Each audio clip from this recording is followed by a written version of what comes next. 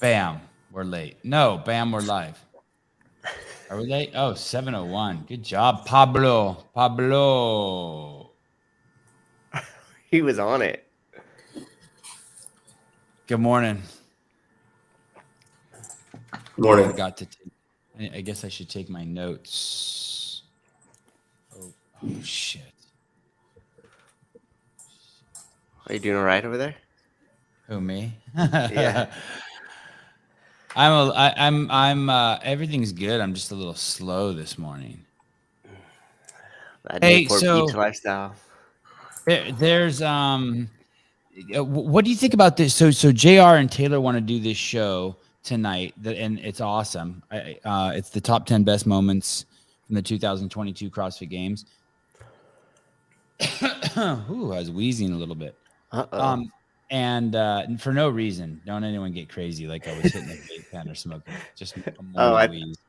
I was thinking the vid. And no, oh, maybe I could have COVID. 2020. So tonight the show's supposed to be the 10 best moments from the CrossFit Games, and I got the idea because I was over on Tommy and Shawnee's account talking Elite Fitness, and I was like, holy shit, they have like 87,000 views on a video that says like the best blah blah blah moments of day 2 or something, right? So I'm like, fuck, let's milk that shit. And but JR and Taylor also want to have it combined with some other show that I guess is is stealing the idea from ESPN that's called the Not So 10 Moments or something.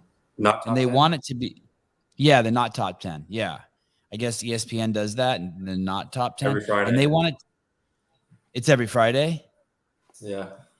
And they want to do it in the same show, and I want it to be 2 separate shows. But then Taylor is saying if we do it in 2 separate shows, the not so top 10 will seem like we're shitting on the CrossFit Games, and he doesn't want to shit on the CrossFit Games. I know that's a lot to take in, but does that make sense to you? You think we should do it as 2 separate shows?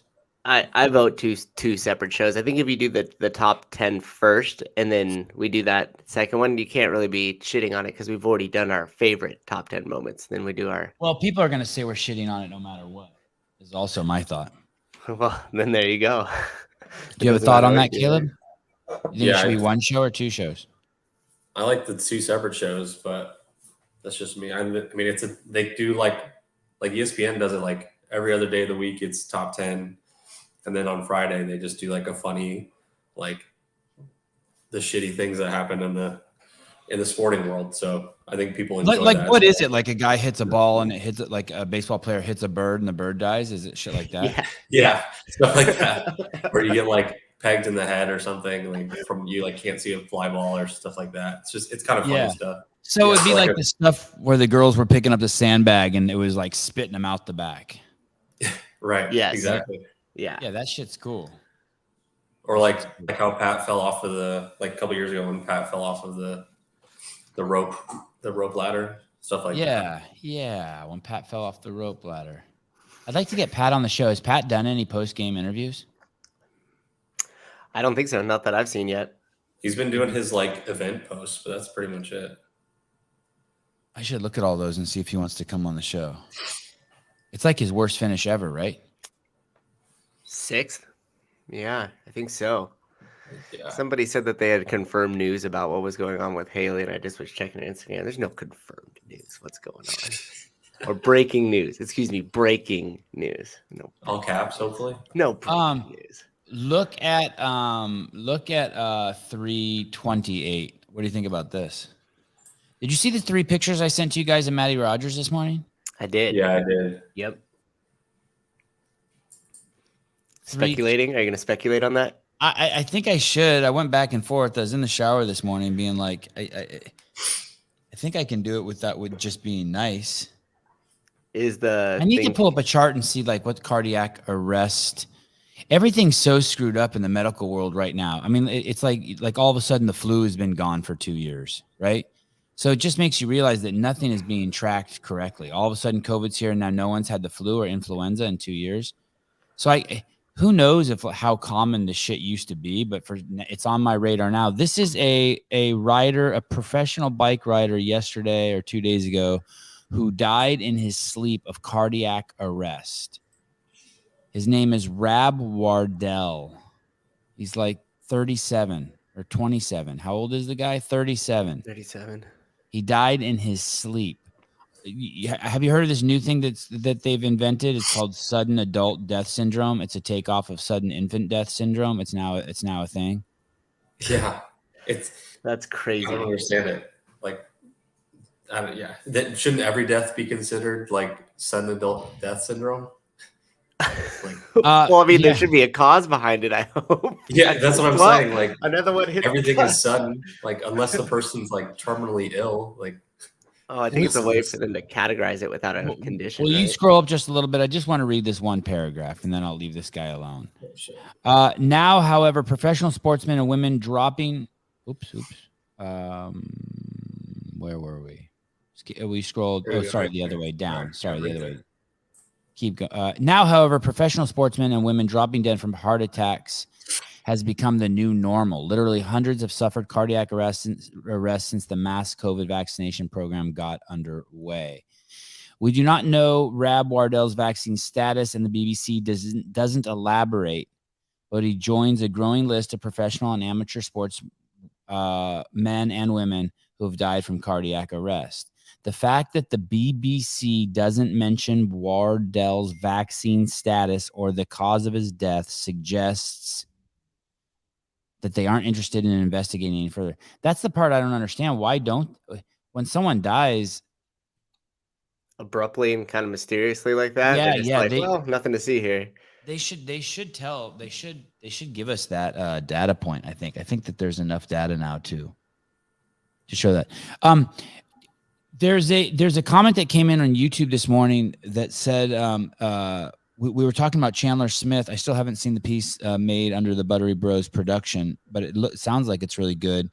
It's about Chandler Smith's 2022 run at the CrossFit Games, and I guess one of the things they talk about in there is his asthma. And I made a comment that did his asthma kick up at Rogue because people there were showing signs of allergies, and someone wrote in the comments, he doesn't have allergies, he has asthma.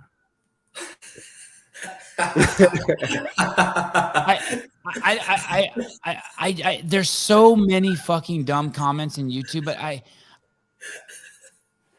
it hurts me a little bit. It hurts me how stupid people are. Holy shit, dude. It's so bad.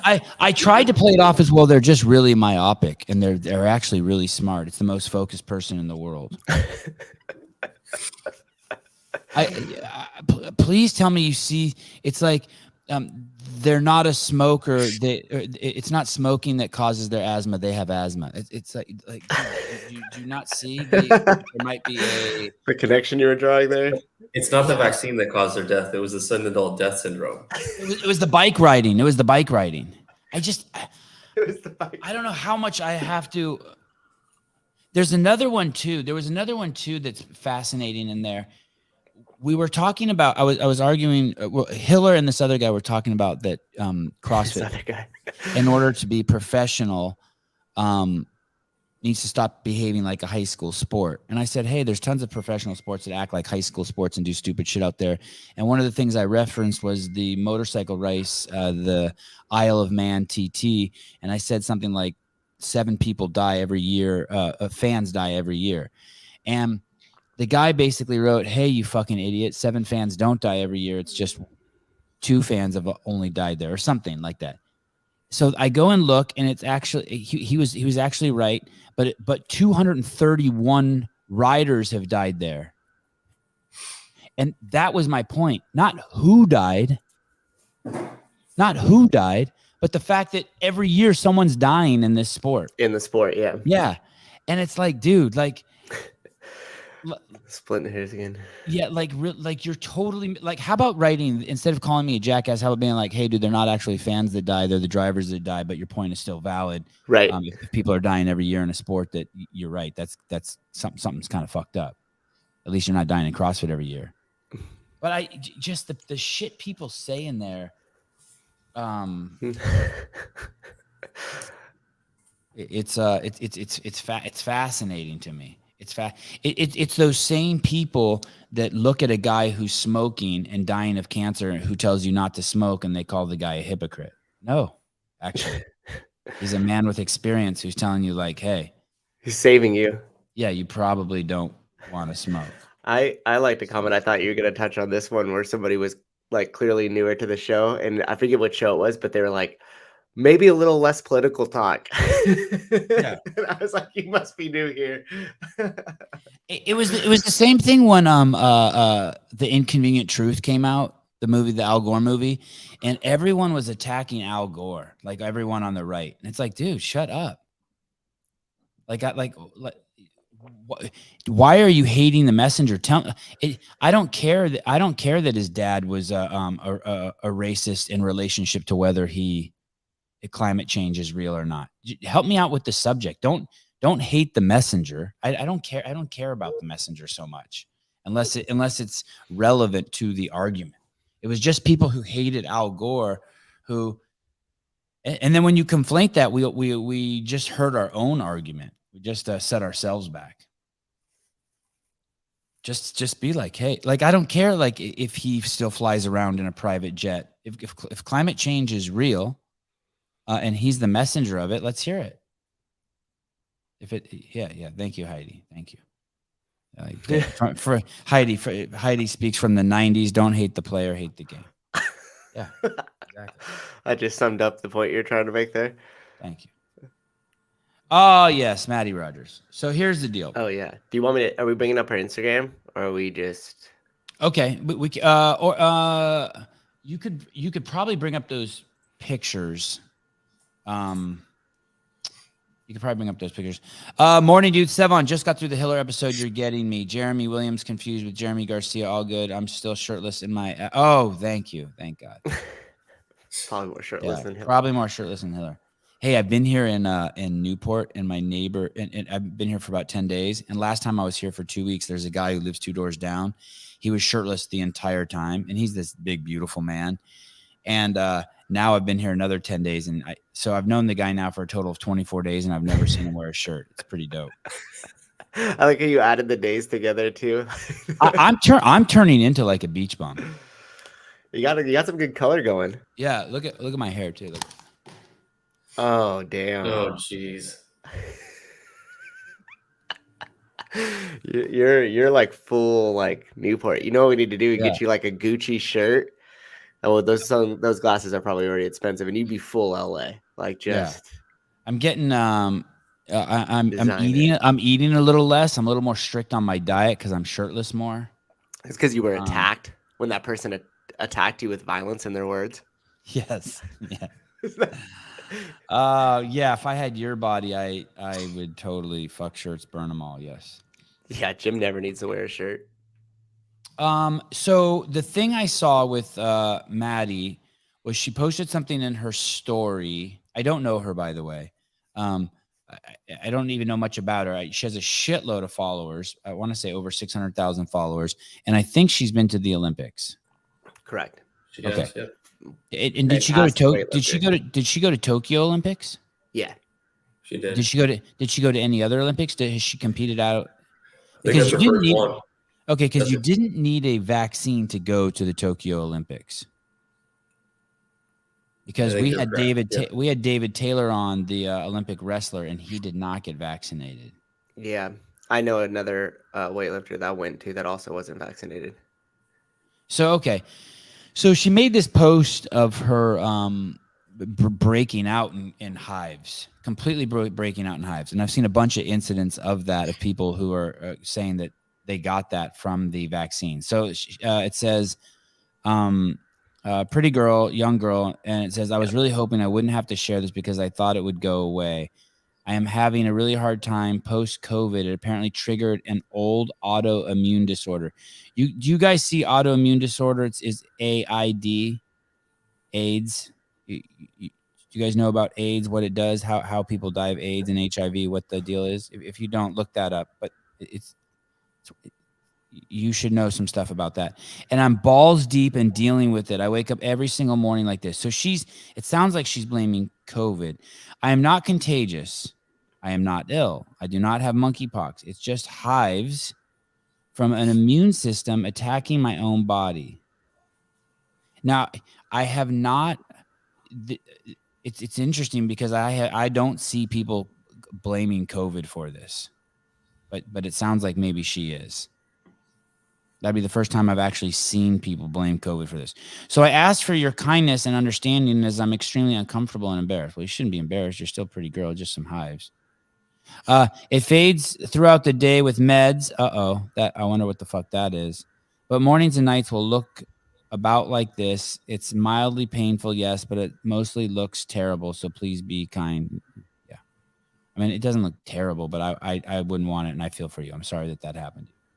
That being said, if you could pull up her profile pic. Now, I know these are just correlates. I know I'm not, these are just correlates. I find it fascinating that an Olympian, that any athlete, that any person would, unless you were a umpire, would wear a mask in their profile pic. It's fascinating to me. I can't get my head around it in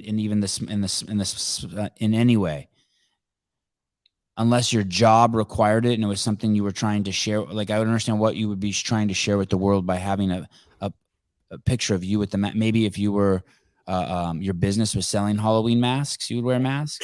I don't get it at all. Maybe she's invested in that company that makes those masks. I have no idea. That would be smart. And then also in her profile pic, it says she has a bachelor's of science and she has some degree, a BS in the health sciences. Let's see. Oh, BS in exercise science and human performance. So, God, you guys are going to hate this. Some of you are going to hate this. Most of you, what you call, most of you. Go ahead. So to be fair, that degree has nothing to do with like medicine itself. Right. Well, but it is amongst the other bullshit degrees where you're being brainwashed. You're basically being fed lies and ideologies, and you're basically just being fed lies for fucking 4 years. And I've had at least 50 guests between this podcast and the CrossFit podcast who maybe are all pro-vaccine even. Fuck, I don't know. But they'll all tell you that it was their 2 days at the CrossFit level 1 was more valuable as a human being than their kinesiology, health sciences, whatever degree. Yeah. Now, if she was a fucking if she was a biology major, maybe I'd have a little, she would still be a program dunce, but pretty much the people who are parading around as the smartest people in the world right now with their Harvard doctorates and shit, we know that they're the morons now. The script's been flipped. So we have these two strong correlates. She's wearing a mask in her picture, and for some reason she's proud of her degree, which in the last 2 years you should basically be hiding. If you went to, you're basically saying I was brainwashed. Unfortunately, I don't want that to be true. But I did send her a DM asking if she's vaccinated. But wait, you did? You yeah, I sent her a DM. The blue checkmark account? No, I don't have that. One's all fucked up still. Still don't have access. You're in requests. And I dug through her account looking for, any signs, like where she was picture of her like pointing at her Band-Aid or shit like that. Yeah. Well, I could tell you, I know somebody that got COVID. Oh, did she have pronouns in her bio too? That's definitely vaccinated. I didn't see that. Did she? I didn't see it. I looked for that too. Chris Hassel will be talking about that in 1 second. But the Harvard kids are getting $10K in debt for giving Sevan. Yes, we will be talking about that very shortly. I didn't see got COVID, got the booster too close to the time that they had COVID, and then they had to get the booster. It was a job mandation thing. That's why that was pushed, and then broke out in that same exact rash. Oh, you did? I know somebody who did, yeah. Oh, so not you, not Matt Souza. I'm not vaccinated. But someone you know. Yep. Had vaccinated, and when they got the booster, and they think that was what happened. And I've heard a lot of shit like that too, like people getting the shot while they have COVID and some bad shit happening. Yeah, it's one of those things where it's like, as much as a person can know without having 100% evidence, they know, because I mean, it was just the timeline of it and everything else. And what she wrote was consistent with the same thing that I heard, because it actually wasn't one person. I've heard a couple people that have had the COVID rash, and everybody that I know that's had the COVID rash, like the long COVID, are all vaccinated and boosted. Yeah, I don't know I don't know anybody who had COVID. I only know the one person we had on the show who had COVID or something bad happened from it. And I just saw him this weekend and we were talking about it. And he said that the sickest he's ever been in his whole life, except from shooting meth was when he got the vaccine in the hospital. He was in the hospital for 80 days with COVID, but he was obese and smoking 2 to 3 cartridges of Juuls a day. And he was sick, right? Yeah, and he was 6 months clean of shooting meth and heroin and fentanyl. My dentist. I still don't know a healthy person who died of COVID. I still don't know one. I don't know one either. Not one. And by healthy, I just mean I don't even mean. I mean like I'm fat and me. I'm talking about like someone like me. Can you look up COVID, Caleb, and then type in? It'll Google will let you search by countries. I think I already showed you guys this, but you got to see what's happening in Australia and New Zealand. Those people aren't in my DMs anymore. For like 2 years, I talked shit about Australia and New Zealand, about how crazy the lockdowns were gonna backfire on them. And they're like, you guys are selfish assholes in the United States, and you don't know what you're talking about. And I'm like, all right. It happened exactly the way you said. All right. I'm just a dumb homeless guy, but let me tell you, I think I'm on to something. So I'm pretty sure a week and a half ago, I had the vid as well. And I went to the dentist earlier this week, and she informed me that I should not be exercising because of enlarged heart problems, and I might die. And then I told her, she goes, so have you been, she goes, so when are you going to exercise next? And I told her, I've been exercising the whole time. Wait, your dentist told you this? Mine was going to explode. Yeah. And then I was like, wait, how do you know that it's an enlarged heart, like that COVID's causing that problem? And she goes, oh, because of the soccer players. Oh shit. So, okay. So that's the thing. And Maddie is trying to do that too. But they're trying to blame COVID instead of the vaccine. That's fascinating. And here's the thing. That was another problem with vaccinating everyone, by the way, which thank God they didn't, because then there would be no control group.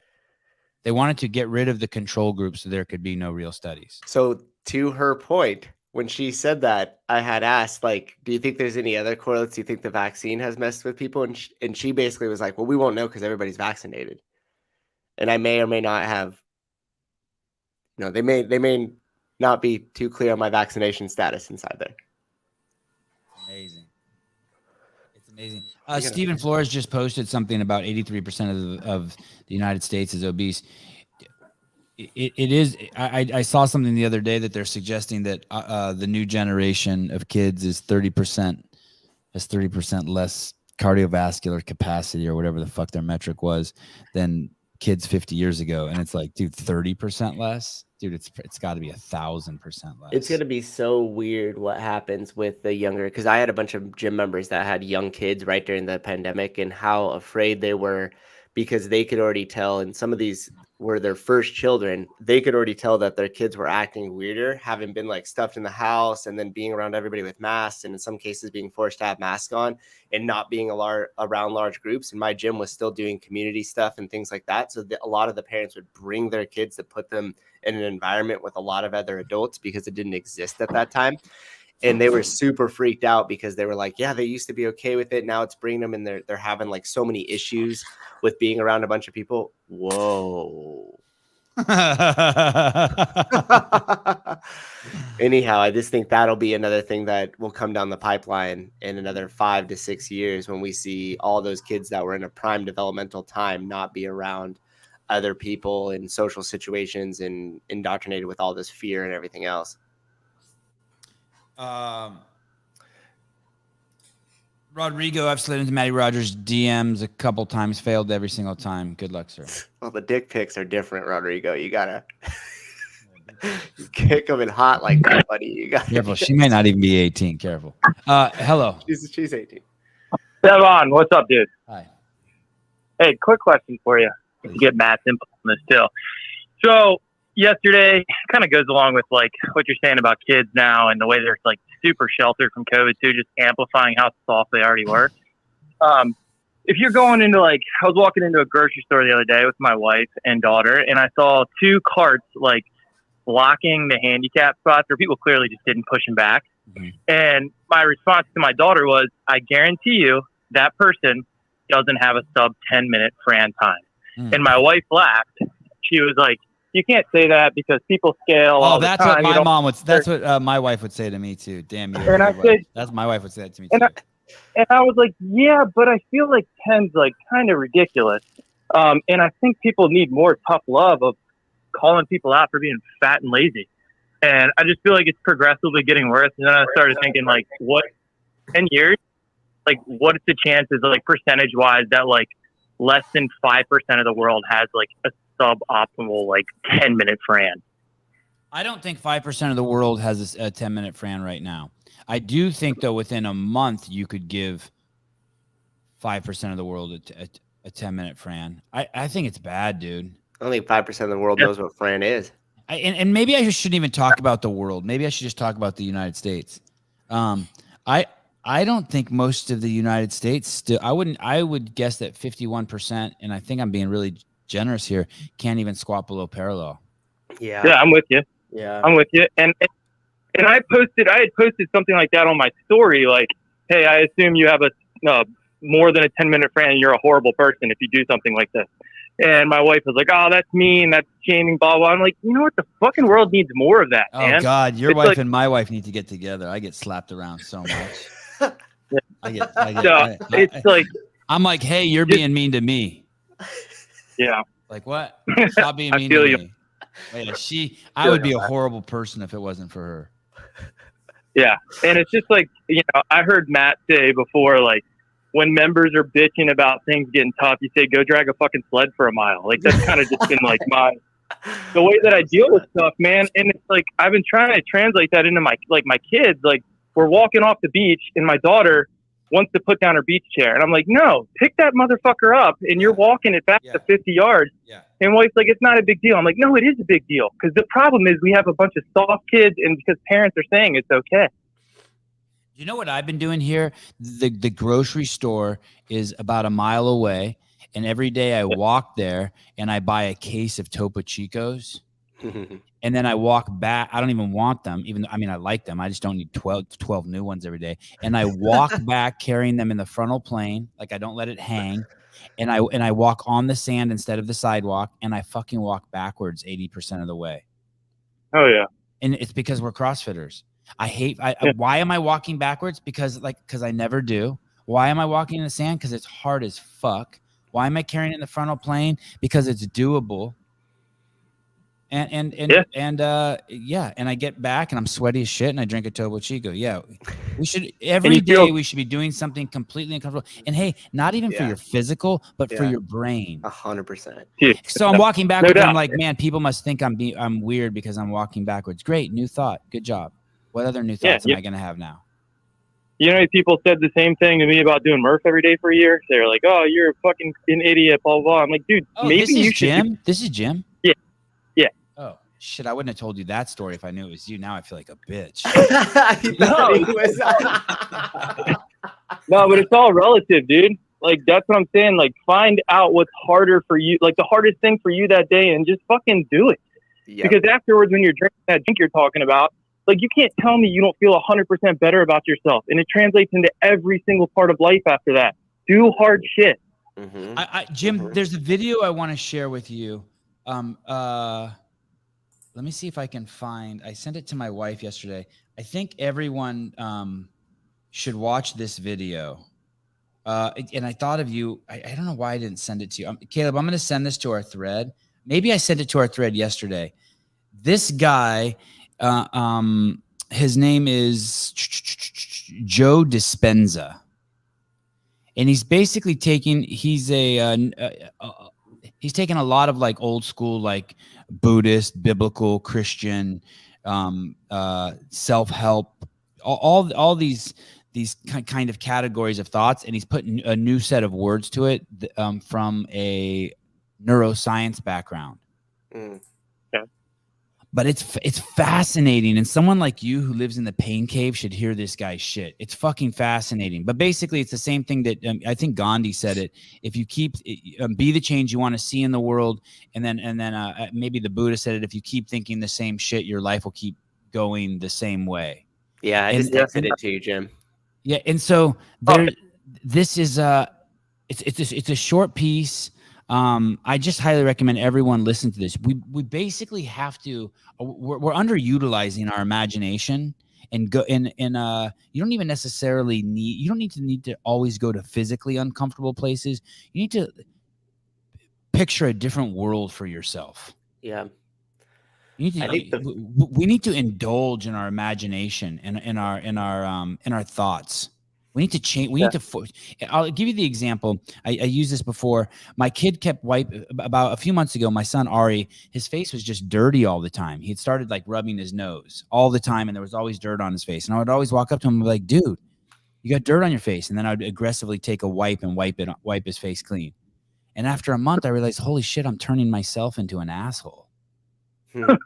So I said, okay, every time I see dirt on his face, I'm going to walk up to him and kiss him and say, I love you. I'm going to flip the script. Who cares? Yeah. It's my life. I'm going to experiment with it. Jim did fucking Murph every day. I'm going to, every time I see dirt on his face, say, dude, it's such a better outcome. Yeah, I agree. For him and for me.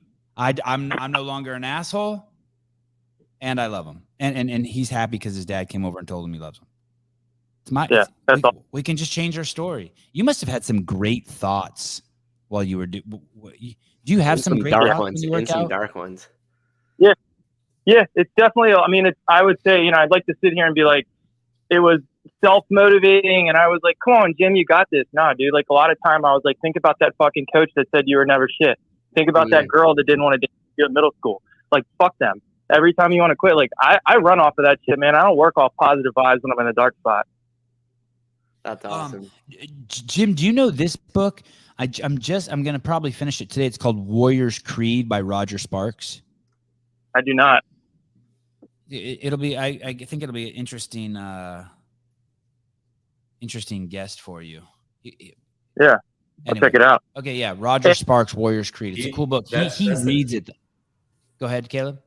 That was a guy who's like, he was a PJ and a Ranger or something like that. Yeah. I read that book. It's incredible. It's dark. Yeah, for sure. Yeah, I like that kind of stuff, though, man. That's what motivates me. I don't know about everybody else, but I just feel like that, like, negative self-talk, or not even negative self-talk, but like the fuck the world mentality, kind of just when you're in the dark pain cave, like, which I feel like maybe 2% of the world that does CrossFit even understands what the pain cave is. Right. You need something like that. And that kind of brings me to my other point. I was going to ask him, Matt, as like an affiliate owner, I'm running into problems where it's like, you'll see a lack of intensity, and there's a fine line of playing between, like, I want these people to come back because I want them here and I do care about them, but also, like, God damn, man, you're overscaling and you're barely fucking moving. Like, get uncomfortable a little bit. Like, where's the balance there? Yeah. Bam. Yep. Hey, you could. That's the thing, dude. It's hard, especially if you have kids, but there's got to be a way to be true to yourself and learn how to run a gym from scratch, from trial and error and learning from other people, but also to have a class that's like, maybe, I mean, if you can afford to have the attempt, it's a Sunday 5 a.m. class, and it's like, we don't fuck the dark class, the we don't fuck around class, the I yell at you class. We're doing that right now. You are. So 5:30, 3 days a week is my class, and it's hellacious. And the people that come are fast, and I love it, and I feed off of it. And it, like, the second I'm done working out and I'm seeing this dude who's 40 pounds overweight, like, just trying to run through a fucking wall and everything that he has, like, I want to run through a fucking wall when I get home. Like, I feed off that shit and I love it, but I just think 90% of the population doesn't appreciate it. Yeah, like that guy, Danny Beeler. Like, you do a class. He put the 150 pounds and went the mile. And anyone who took the class, who doesn't do the 150 and match him, you yell at him and call him a bitch. Dude, Danny. Yeah, that might have been paraphrased a little bit, but like watching Danny do 22.2 or 20.2, I was sitting there feeling sorry for myself. And I look at Danny, who's like 300 fucking pounds, jumping over a barbell, doing the same thing, like probably sucking wind through a straw, just giving it all. Like that fired me up. I invited him down here, and it's like I tried to break him, dude. We did like 8 workouts. He wouldn't quit. Yeah, he said, yeah. And while he's doing that, instead of this is the 5:30 a.m. dark class. While you see him suffering, you just look over and be like, yeah, maybe you'll think twice about getting ice cream after this, dipshit. You know what I mean? Like, yeah, dude. That's kind of how it went, bro. I was like, all right, I don't know this cat that well. Like, I like his shit on Instagram. Like, let's try to fucking break him. Yeah. And he didn't break. A little paraphrase, but close, Sevan. Yes. Well, thank you. Yeah. All right. Thanks for calling, brother. Yeah. Talk to you guys later. Thanks, Jim. I wasn't even thinking that the class. Wasn't even thinking that necessarily the class would be brutal. I was thinking that like it's just you're just abused in that class. Like it's just not the nice class. Like that restaurant Dick's. Like where you go there and they just talk a bunch of shit. I've never been there either, but I know of it. But yeah, that's what it sounds like. Here's the thing about that place. So I went into a restaurant here in Newport Beach the other day, and and the waitress is like, oh, this should be good. Tom. Hey, what's up, brother? It's Tom Guerin. How's it going? Hi. Good morning. Give me 1 second. Hey. Yeah. I go into a restaurant and the waitress can't even be bothered. Right? She's not nice. She's not mean. She can't even be bothered. And I'd say that's how 50% of my experiences are when I'm with people, like with help, like in hotels or restaurants or whatever. And it's like, and then you're trying to win them over. You're like, hi, oh, cool shirt. Oh, thanks for coming over. And they're going to double down on me. It's almost like I'm trying to get the fucking tip from them. But at least but that's what's cool about this asshole class or dicks. At some point you don't even care your interaction with someone. You're just glad someone's putting in effort. What the fuck do you want to eat? And why would you come in here to get it, dipshit? I mean, then at least you're like, okay, well, I'm getting some attention. I mean, there's an interaction happening. Yeah. Not just being ignored. Might be the start of an abusive relationship, but that's okay. Sir, please stop staring at my titties. I know they're wonderful, but stop staring at them. Yeah, sorry. I mean, fuck. Okay, go ahead, Tom. Tom, sorry. Hey, man, I want to rant about something completely off the wall just because it's going on in my life and I'm pissed about it. Okay. So I've got an 8-year-old son, right? He's awesome. Like, he's outside all the time, doesn't like to watch TV. Yeah, man, he's the best. And these idiots want to put him on Ritalin. And I've got doctors, I've got all these people, teachers, all these people telling me that I need to give my kid drugs so that he can sit still in their class for 8 hours a day.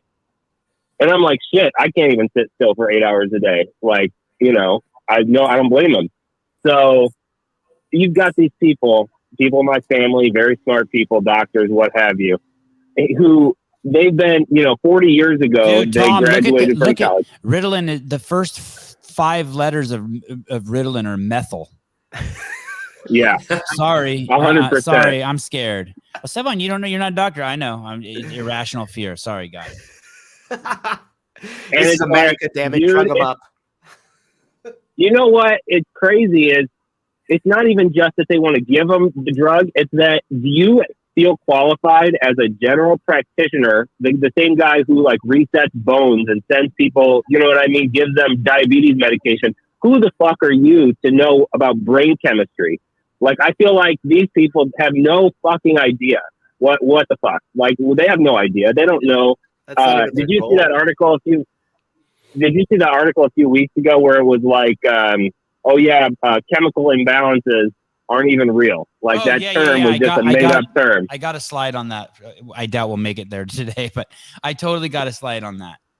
Of course. Yeah, man. I used to work in a home for disabled adults, and I would take the adults to this doctor once a month, and I worked there for 5 years. And after about a year, his name was Dr. Sherman. I was like, Dr. Sherman, how come like you can't just be like, hey, that dude has autism, give him that dude. He's like, dude, no one knows what these drugs do. I go, what?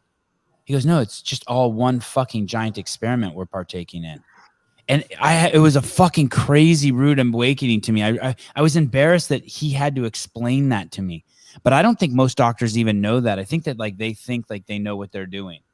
People think that SSRIs actually 100%. work for, like depression and anxiety. Say that again, Caleb. People think that SSRIs, the selective serotonin reuptake inhibitors for anxiety, depression, that they actually work. It's really just, it's essentially a placebo. Some people like, oh, it works for like, great, I don't have anxiety or depression. It's like you can't measure serotonin levels in the brain. There's no lab to take that says, hey, this is how much serotonin you have and this is how much you're supposed to have. So giving them an SSRI is just, in theory, going to solve their anxiety and depression. There's no like concrete evidence that say that actually works. Listen to this guy's comment here. Christopher Gorney. Methyl groups are very common in organic chemistry, you dummies. Oh, Give the kids the drugs. Oh, fucking knucklehead. That's a like. Do you see the like that? Like, first of all, if you really want to share something, educate us. But just because you were brainwashed by a simple sentence like this, don't assume that we all are going to be. Methyl groups are very common in organic chemistry. Oh. Yeah, so what plants should I feed him then if they're very common? And that's what, you know what I mean? Like, how much spinach do I have to eat to get the methyl that I need or whatever, man? Hey, do you see your boy, Primetime 99 is getting mixed up with Dave Portnoy from Barstool Sports? Is he fighting with them or like good things? Oh, yeah, fighting with them. So Barstool reposted one of his videos where he was making fun of like Las Vegas gambling and how they lure you there with cheap flights and stuff to take your money. Yeah. And Barstool is getting purchased by a sports gambling company, right? So Barstool reposted it, and then Dave Portnoy goes to his social media guy and goes, hey, idiot, take this down. We can't be making fun of gambling. Like, we're a gambling company. And they take it down, and then Alex just goes nuts on him in his Instagram feed. So Portnoy got on his podcast this morning, was going off on what an idiot Primetime 99 is, and he's not even funny, and this and that. And so then Alex starts going at him about abortion. It's awesome. Oh, it's I awesome. can't And wait. so if you go to the comments on Portnoy's podcast, it's all people saying Primetime 99, always on the grind. We love Alex Stein. It's all this shit. It's awesome, man. His following is just they're savages. You see the one where he goes in front of the city council this week and he's rapping about Fauci? You got to see it, man. I did see it. I normally when it's 3 minutes long, though, I only make it through about a minute. That's all you need. That's because I wasn't given Ritalin. Yeah, you gotta eat more methyl. Find your organic sources of methyl. Yeah. All right, guys. Peace out. Love you guys. Hey, I got a couple questions for you there, Tom. How did he end up at the doctor's anyway? Why did you take him there? It's not. I have family members who are doctors, and so they're the ones who are like, the teacher's like, hey, the kid doesn't want to sit still. Hey, you need to get him to, whatever. Stop looking at the cute girls and pulling on their pigtails and start, you know what I mean, sit in a seat, whatever. And so the family members are the ones making the comments, close family members, okay, who are doctors. And so that's kind of where it's coming from. And those are his primary care doctors. So I've got very close people in our family pushing for this. And I'm like, dude, how do you even feel qualified? That just makes me like sick. Like, damn, like I thought you were, you know what I mean? It's like hard to even talk to these people about my kids because I'm like, what makes you even think that you're qualified to even say that to me? There's a so what's the plan going to be? Just ignore? No, I mean, I'm going to keep loving on him and taking care of him. And no, but I mean, ignore the teachers and ignore the doctors. For right now, that's my plan. Yeah. I mean, shit. Try to let him develop normally. Play hard. Try to wear him out every day, and just emphasize to him that it's important that he listens while he's there. Hey, I'm going to tell you something, Tom. Okay, yeah, go ahead. If it comes down to it, of course, I would love to homeschool. For us, it's just not in the cards right now. Right. But there are more and more options. There are a lot more options. There's some online companies that are very innovative in that space where they're certified public schools, but you can do it online.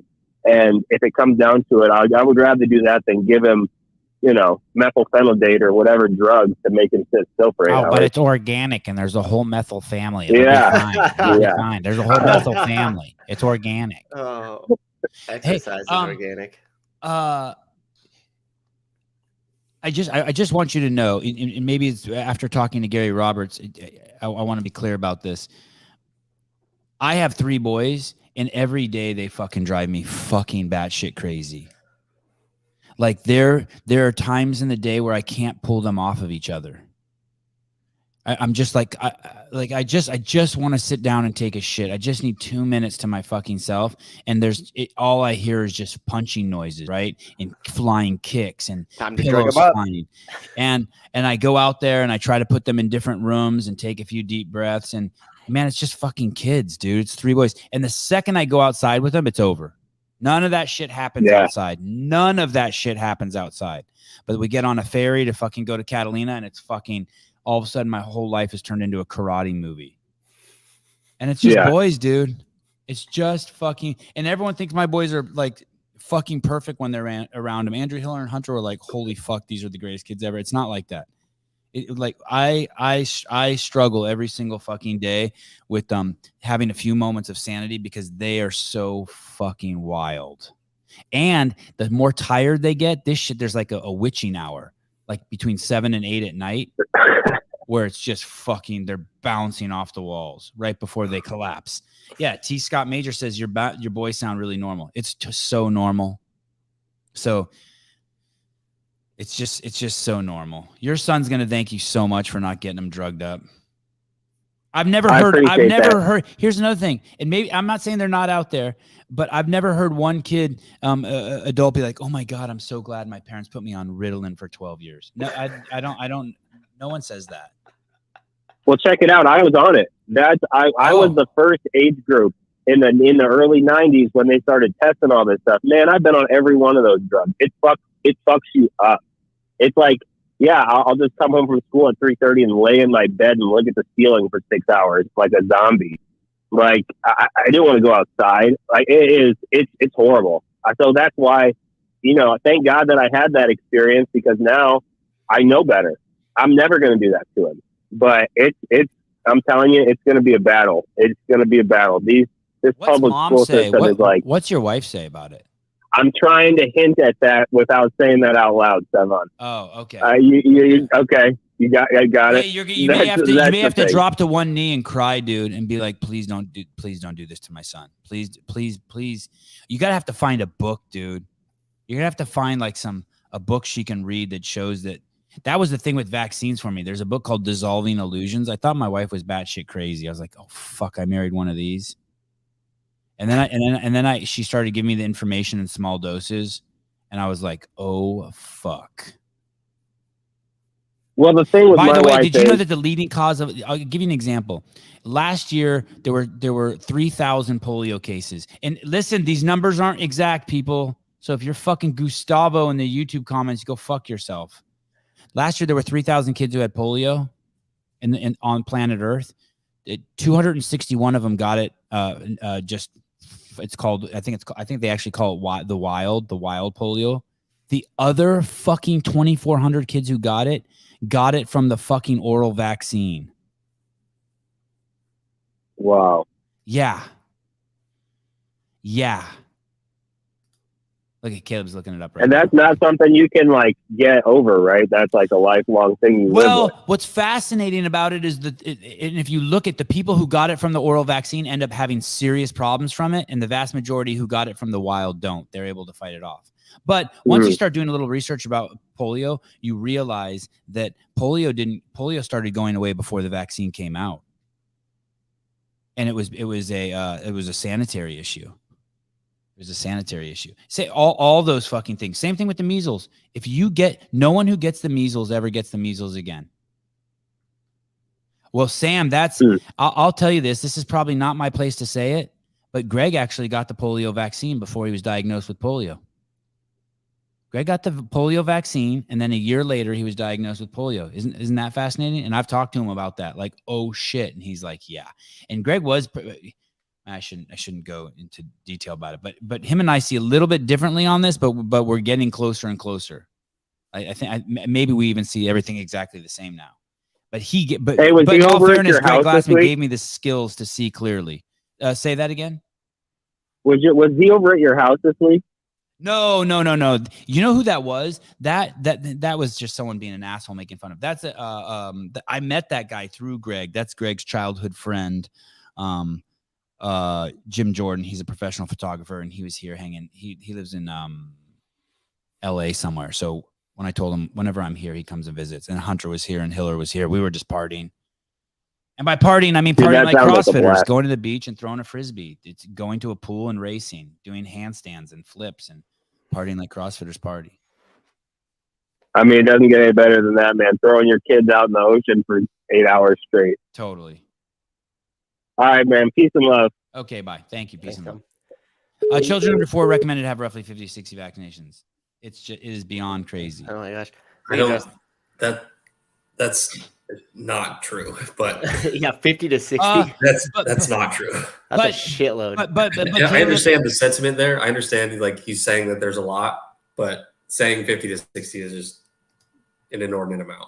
But Caleb, I bet you it's 50 to 60 shots. Look at the CDC vaccine schedule. No, like I have the list. Like I've given like infant shots from like 0 to 4, and it's not 50 to 60. I'll tell you that much right now. Okay, but can you? I'm gonna pull it up right here. CDC children.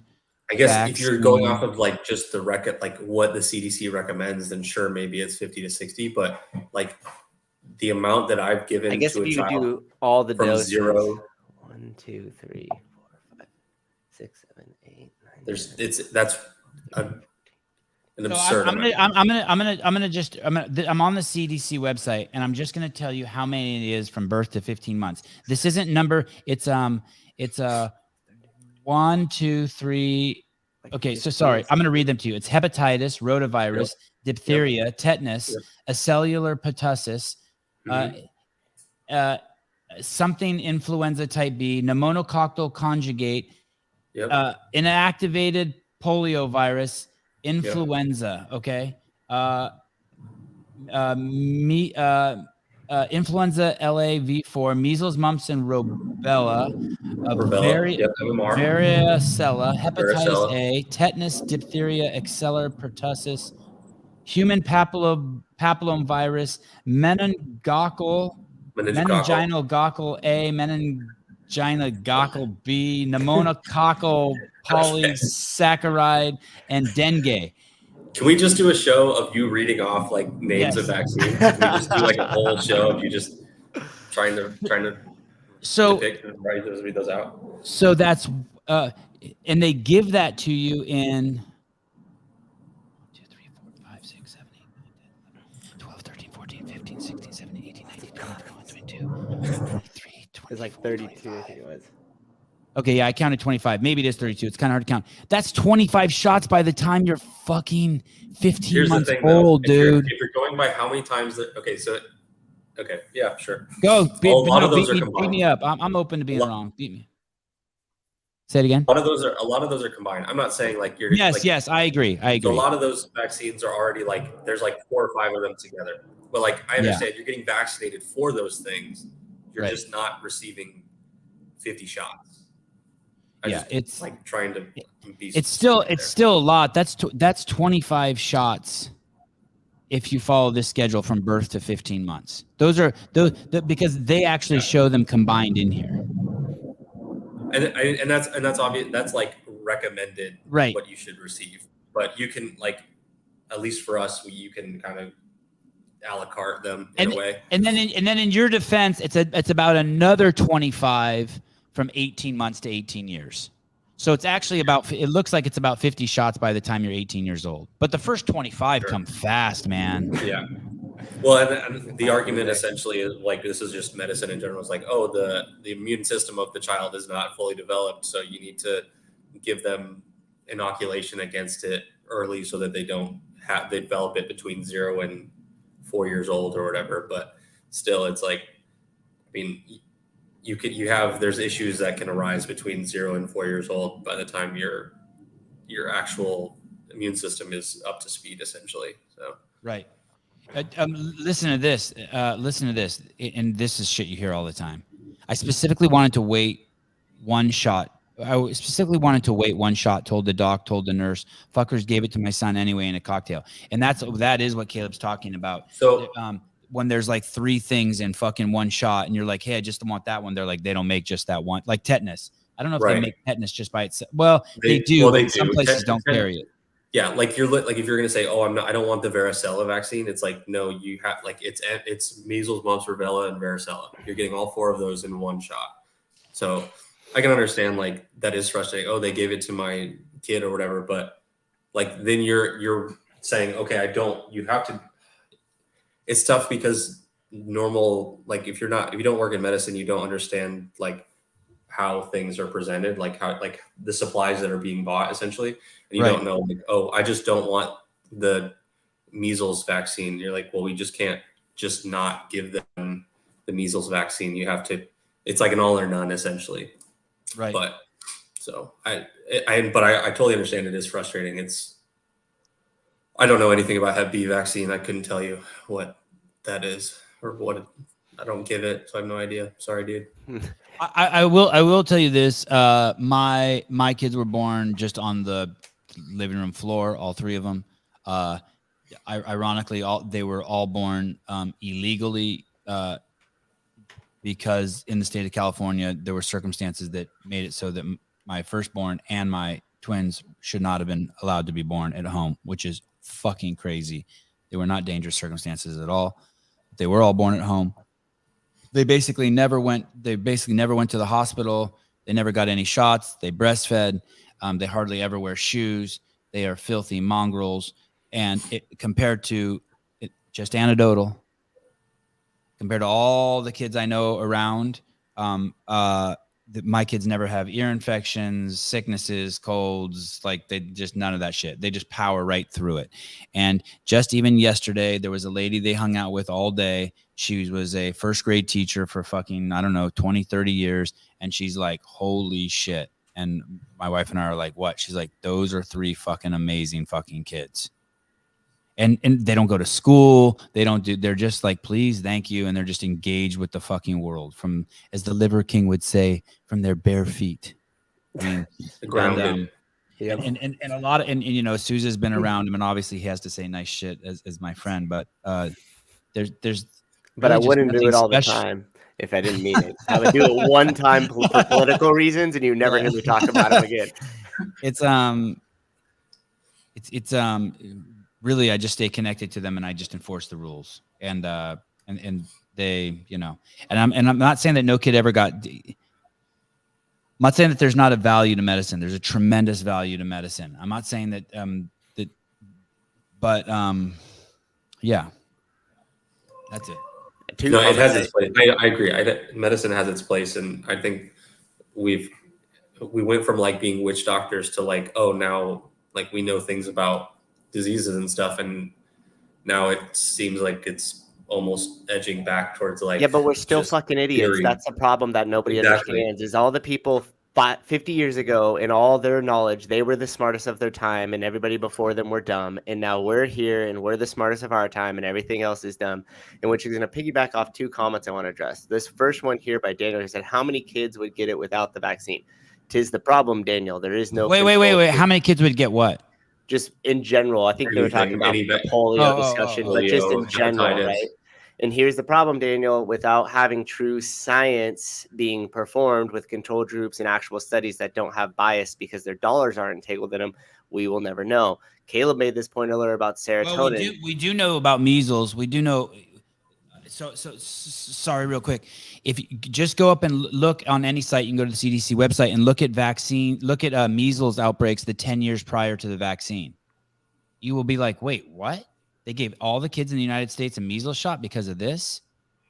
You will be fucking blown away when you see the numbers. Only 500 fucking kids a year for the fucking every year for the 10 years prior to the vaccine came out got the fucking measles. That's if you believe those numbers. 500 is like nothing. That's a rounding error. Exactly. And now if you look, whenever there's measles outbreaks, half the kids fucking have the vaccine. And no kid who gets the measles again. But if you get the vaccine, same with chickenpox, same with all of these, same with fucking COVID, same with all, you will get it again. I'm not making an argument either way. I'm just saying these are the facts. This isn't tinfoil shit. Go to the CDC and look. Go to any hospital and Yeah. look. Okay, sorry, go ahead. And the point I was trying to make was the replica crisis, and we've talked about this. Oh, yeah, the replication crisis, right? Yes, and so based off what Caleb was saying about serotonin levels earlier, is he was saying, hey, we're testing and saying we need to increase serotonin levels, but we don't know what we're increasing them from and what we're increasing them to, and we don't actually have a baseline because we haven't done a controlled group. Because in order to do that, you would have to first classify what healthy and normal is, right? And then you would have to say all these people did this, and this is where their serotonin levels were at, and so on and so forth. So the argument that you're making there should just be made in the sense of that there is no more ground science. And then Christopher put up another one that said bro science with like a cry face and a gun to the head. And I have a real problem with that, because basically what you're saying is nobody could talk about this because we're not educated enough, and leave it up to the people that are educated. Listen, at no point in time have we ever said like we're giving strong medical advice and you should follow us. But what we are doing is we're discussing a bunch of stuff that is happening around us. And without the ability to discuss and process this stuff, there is no advancement of it. All you're doing is just be bowing down to whatever authority is telling you. And that's a slippery slope, because as we know, intent of authority changes over time, and there's also conflict of interest there. So yes, Christopher, if somebody's going to listen to us and then go, you know what, I'm going to listen to them for medical advice, that's on that one person. But if you're going to join the discussion and process the information that we're being presented, maybe you'll learn something. So stop trying to silence people with that authority. That kind of shit, that kind of talk is like suggesting that the guy who pumps your gas at the gas station understands how oil comes out of the ground. When you give doctors, you're complete. It's what it is. That's just crazy, absurd defensiveness. Do you remember a couple months ago when monkeypox came out and it said that 98% of the people who had it in the 16 countries that they found it in were gay men? Yeah. Now, 2 months later, yesterday, CNBC is like, monkeypox is for some reason is only in the gay community. Like, so the doctors have now finally told us 2 months later. You fucking knucklehead. We knew 2 months ago. I can read those numbers. I don't need to wait for a doctor. I knew when COVID came out and China released the data way back in late 2019, early 2020, when they said 65% of the people who died in China were men who've been smoking 30 years or more. I knew that it wasn't a disease for me. I knew that when the second most amount of people who died in that group were the women who lived with those men who were also over 65. I knew that wasn't for me. And when people said, oh, it only kills old people, I knew that was a lie too, because they're conflating the statistic of smoking for 30 years with age. And age is just a correlate. And of course you have to do something for 30 years. You have to be old. So when you can just kind of think for a second, but when you can't think, you say stuff like, "Oh, bro, science." That's right. When you can't think. That's when you think. That's when you're fucking clever. You're clever, and you're being defensive. Yeah. At least they corrected themselves on monkeypox in 2 months instead of waiting 2 years to say, "Oh, hey, maybe exercise will get rid of COVID." Yeah. They never issued an apology to us. Hey, Sean, I don't know if monkeypox is an STD. I'm not even sure what that means, but I will say this: I am so fucking curious if all the people who had monkeypox also were vaccinated. If there's something, because there's all these huge names coming out of Stanford now, huge names saying that basically the mRNA vaccine has damaged our immune system and it's causing all of these other things to bubble to the surface. So do you know anything about that? Is monkeypox an STD? Have you heard that, Caleb? I haven't heard that.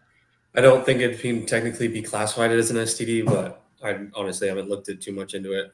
At one point, they were saying, "Oh, it's a state of emergency. We need to like do something about it." But I think everybody's just like, "Fuck you, I'm not doing that." So, it is weird how the kids got it. Makes me nervous. I think how the dogs got it is dogs lick asshole. At least all the dogs I've had, I've always seen lick asshole. Clive is an absolute beaut. Tells it how it is. Goes on facts and is willing to take the time to dig for the info. I agree. He's a great contributor to this. To this podcast. Always has been. He may even have he's one of the DMs I always try to spend a little time with. Sevan, as of August 9th, 92% of monkeypox cases vaccinated according to CDC. Yeah. Something's happening. Something's happened to immune systems worldwide. I'm not sure what. We just got to keep following it. Our food, our synthetic drugs, our inability to exercise, our screen time. I think these are all things that are contributing to our immune systems, our synthetic foods mostly. Did you want to bounce back Processed carbs. on that? Oh shit. What? I just got an invite to a party. Fancy. You just rubbed it in our face, Caleb. I want to brag so bad. Are you going to? If I go to this party, you're going with me too. Me? Yeah. Yes. Oh shoot, the party's in 3 days. I won't be there. Ow. My invite has been revoked. Oh. Somebody asked too if we were going to talk about the student loan debt. Did you want to touch base on that? I know we got okay. leads here. There is a I feel Caleb, do you want to say anything? Did we get you riled up? Yeah, Caleb's hot on this subject. I like it. He comes with facts. Like he's got it. I've got no dog in the fight on this one. But you lay it out there, and you do have access to not access, but you know more of the information due to the field that you're working in, and I think your opinion is really cool and important on these topics. On any topic, Caleb, but especially this one. Just more medicine. I know more about medicine than anything else, but no, it's very interesting. Go ahead. 326 Elizabeth Warren student loans. So I'm just going to lay this out for you because some of you might not be able to hear it well, but it's a gentleman who walks up to Elizabeth Warren and says, hey, I paid for I worked really hard and saved money and paid for my daughter's loans. Now that you're going to waive student debt, will you pay me back? And so this is, here we go. It's from 2 years ago. My daughter's getting out of school. I saved all my money. She doesn't have any student loans. Am I going to get my money back? So you're going to pay for people who didn't save any money, and those of us that did the right thing get screwed. No, it's not even like that screwed. Of course we did. My buddy had fun, bought a car, went on vacations. I saved my money. He made more than I did. But I worked a double shift, worked extra. My daughter works is 10. So you're laughing. Yeah, that's exactly what you're doing. We did the right thing, and we get screwed. I appreciate That's it. all right. So basically, this is a father walking up to Elizabeth Warren saying, hey, I worked 2 jobs. I put my daughter through college. My buddy who makes more money than me, they got a student loan, and they used the money to buy a car and buy other shit, and now you're going to waive their student loan. I don't know what the solution is. Solution is pay back your fucking loans. You took that shit out. You took the responsibility. You signed on the dotted line. So did the parents. And the problem is that you got in bed with the government because they weren't going to allow you to go bankrupt on them because they were going to guarantee the loan even though you had $0 fucking dollars. What about this, Susan? Crazy. You know how there just keeps being this thing where they just want to tax people more and more and more money, Which and it's is already also a falsity, yeah. But it's yeah, 10% of the population pays 70% of the tax. Why don't those same people who are putting the effort in just demand that the rich people are taxed more? Ask where the current tax dollars are going. No, I don't know all the time. Yep. I don't know any rich people who like take their money into their backyard and burn it. Like the richest guy I know spends his money and creates so many fucking jobs. Yeah. Here's the thing. People think of it as stockpiling money. So let's say you make the average $50,000 income in the US, and let's say I'm a billionaire. The way that people view it, because they don't have financial literacy, is they think that I have a massive pile of money behind me and I'm hoarding all of it. And the more my pile grows, the less your pile is ability to have. So most people think I should give away some of my pile because somehow it'll go to your pile. And the problem is that the people that are in that billionaire state, it's not cash. They've grown an asset that brings a certain amount of value to it, that they own that asset. Therefore, they have the value that is in their net worth. It's not the stockpile of dollars behind them. So that's the first thing that people get 100% confused and wrong about, is that they think that me having more means you have less. And that's not the truth. Oh, is that what they think? That's the most people that I talk to, that they say billionaires. That is fucking insane. I know. I say, you realize that they don't look up their checking They're not account. taking your and it's shit. $1 billion in there, right? And in fact, those people are adding to the equation. They're growing the economic pie.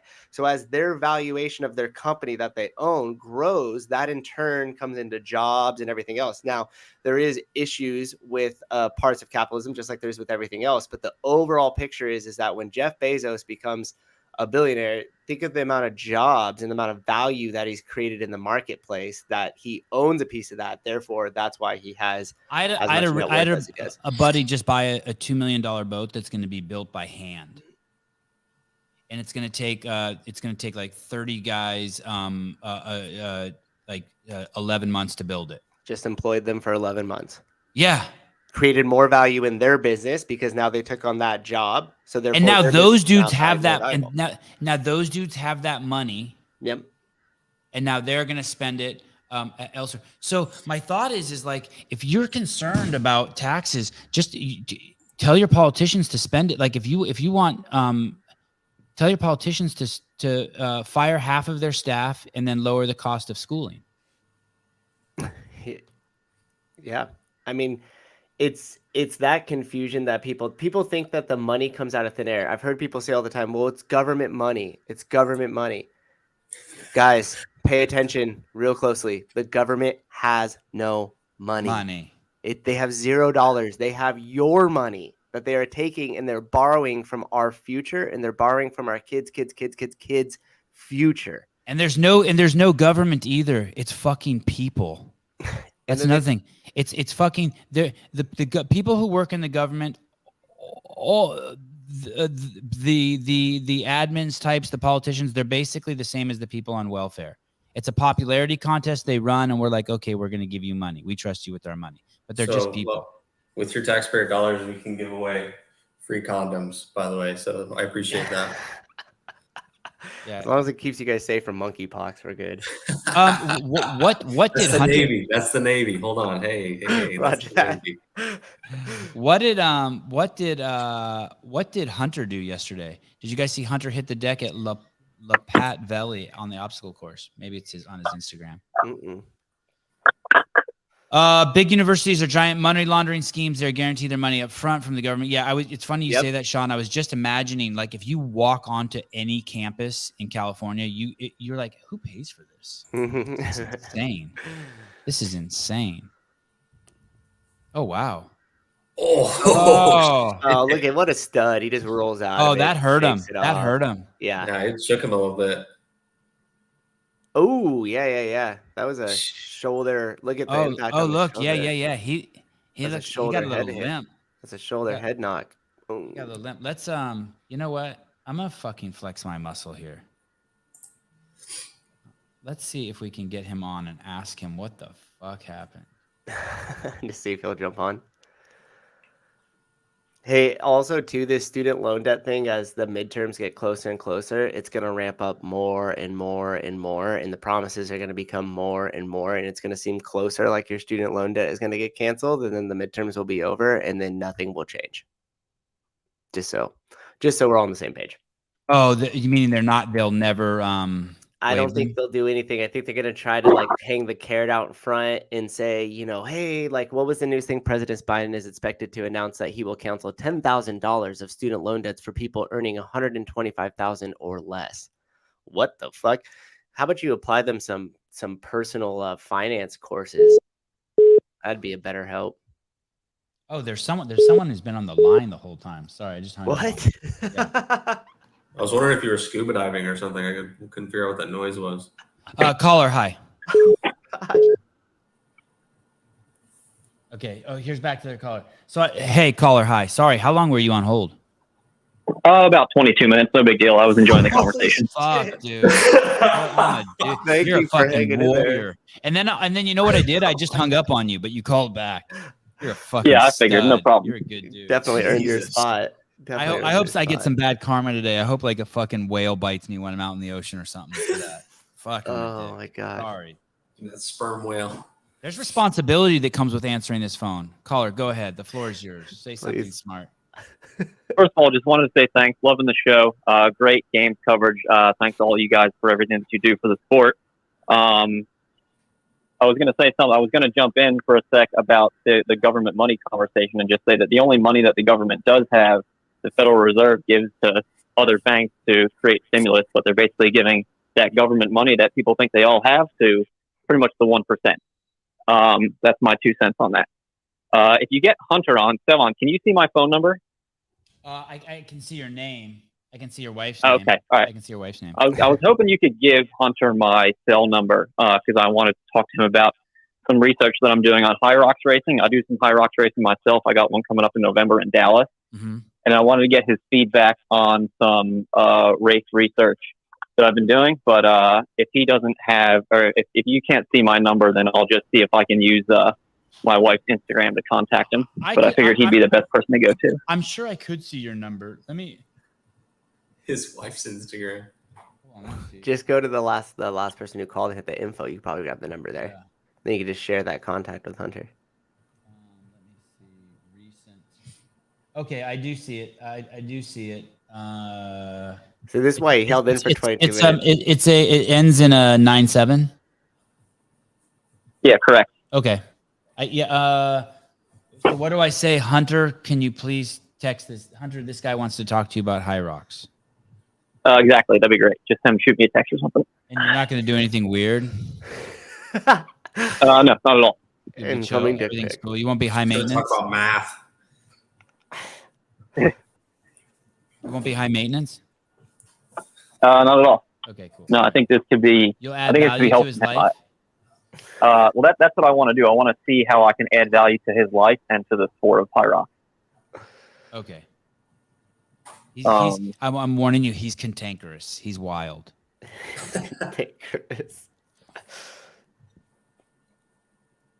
Thanks for the heads up. Don't contact Hunter through your wife's Instagram. That's a bad idea. I do agree with what Kyle said. That guy is a Oh shit. you don't want your wife contacting him. No one wants their wife being contacted by him. He is a man child. He is something special. To be I fair, couldn't it's actually believe not him. her Instagram. It's the Instagram that she set up for our dog a while back when we had our dog and managed to gather 6,000 followers on that thing. Wow. Oh shit. Holy shit. Yeah. Wow. Did the dog die? That's my Yeah, he question. passed away back in March. Oh, I'm sorry. Aw. What kind of That dog? sucks. He was a pit and boxer mix. Wow, that's a fucking handful. Boxers are a handful. Yeah, he was great though. High energy. How'd he die? Hit by a car? Kidney failure. Oh, He became anemic and yeah, it was rough. He's vaccinated for sure. Sevan, can you send my phone number to all your hot and single friends since you are like connecting people? Of course. I am yeah, Hunter's that it's a lot of man. It's different. He's different than a CrossFitter because he's so big. He's a lot of dude. Did you see him fall off the cargo net there? Like that's just a slab of meat hitting the ground. That's a big dude. All right, so you don't want to talk. Okay, I'll send him your number. All right, thanks guys. Appreciate y'all. Bye. If you wait 22 minutes, you too can get your number sent to Hunter McIntyre. Maybe. If you guys have not seen the new line of clothes at Life is RX, you should see them. If you like the CEO gear, it is. I'm kind of blown away at how fast it's selling. It's awesome. I don't think we're going to run out. I'm not suggesting that. But there's some really, really, really, really cool colors there. And then if you would like to get the CEO shirts that we were giving away free at the games, I like that green one. you can head over to Vindicate. I have all this shit waiting for me at home. I cannot wait to wear it. Hi, caller. Hi. Hey, Sevan. Maroon one's cool too. Hi. Hey, with your kids, you have them doing a lot of outside sports like skateboarding and tennis. Do you find that beneficial to like their athletic development, especially at an early age? I have a young kid myself, and we're looking to get him into like gymnastics or something like that, but just don't know like how soon to get him into that. And I try to talk to the family physician about that, and that's like talk to a brick wall. Yeah. How old's your kid? 3. So, completely over the top when I first had the kid, and I would take Avi just to everything, right? So at 18 months, I had him in ballet, soccer, just whatever, you name the list. And I realized that at 18 months, all of those classes, at least the places I went, they were all the same, right? So ballet barely looked different than soccer, looked barely different than tennis, looked barely different. They basically did the same games with the kids, the same groups. They all had the parachute, even the ballet class, soccer class, they all had the and so it was cool. I liked it, but it felt more like when you take your puppy to the dog park. You know what I mean? It felt more just like socializing, and like you're just the overexcited parent, right? Who wants to do too much with their kids. But it's cool. I'm glad I did it, and I highly recommend it if you have the energy and effort and time to do it. And maybe at the same time, especially if you have a girl, I think girls develop faster. Is yours a boy or a girl? Boy. Yeah, well, I mean, we're going to let him decide at whatever he wants to be at the right age, but yeah, boy for now. Yeah, good. All right. Whew, thank you. You're good. I mean, too. I Yes. try to stay woke in this house, you know. Yeah. Just give him a pair of scissors in a glass jar and be like, hey, if you're ever fucking just tired of that penis, just break the glass jar and just cut that thing off. In case That's you're a good idea. Yeah. Yeah, all my sons at birth got a glass jar with a pair of scissors in it. So and of course some hydrogen peroxide since Caleb's here and some cotton balls. Please, hydrogen peroxide first. Sterilize the area. But you know what I would do with my kid, which I think was the best thing? I would spend hours. I had the time, and I would spend hours walking with Avi every day, like literally every day for the first 2 years of his life. And so basically, I would find like a beer garden that was a mile from my house or a coffee shop, and we would fucking walk there. And sometimes that walk would take fucking 5 hours because he would find a driveway and just want to run down it and up it, run down it and up it. And I just sit on the ground there and just watch him. He would see a curb and just jump up and down, up and down, up and down. And I would just sit there and he'd fall and he'd cry and and I would just sit there and watch him just interact with the urban terrain. And then we'd get there and I'd get my cup of coffee and I'd be like, oh. And we'd start the journey back, or I'd get a beer and we'd start the journey back. And another thing I would do is I would try not to bring a stroller, because if he ever fell asleep or got tired, that's when I would carry him. And so then I would get my workout, and then if I couldn't carry him anymore, I'd set him down, and we'd have to be like, all right, we got to figure it. You got to chill here for a while. Chill. Yeah, we got to chill for a minute. Head for Summit in the morning.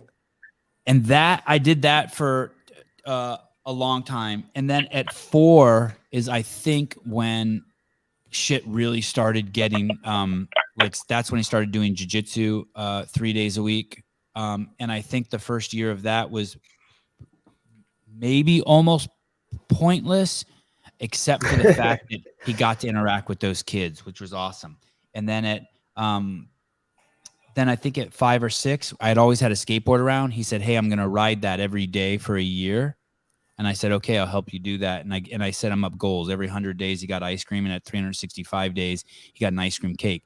And when you set goals like that, also, what that does is it makes it so as a parent, you don't have to get him ice cream or anything sweet, because he knows it's 94 days away. So imagine, like, when you set a goal for someone, I'm just realizing just this right now. I never had to be like, no, you can't have any cake, or you can't have any ice cream, or you can't have any cookies, because he knew it was 51 days away, right? Mm-hmm. But I would but I always set him up for success, dude. So if it's 8 o'clock at night and he hasn't ridden a skateboard, I'd be like, hey, let's go in the garage, and all you have to do is stand on it for 5 minutes.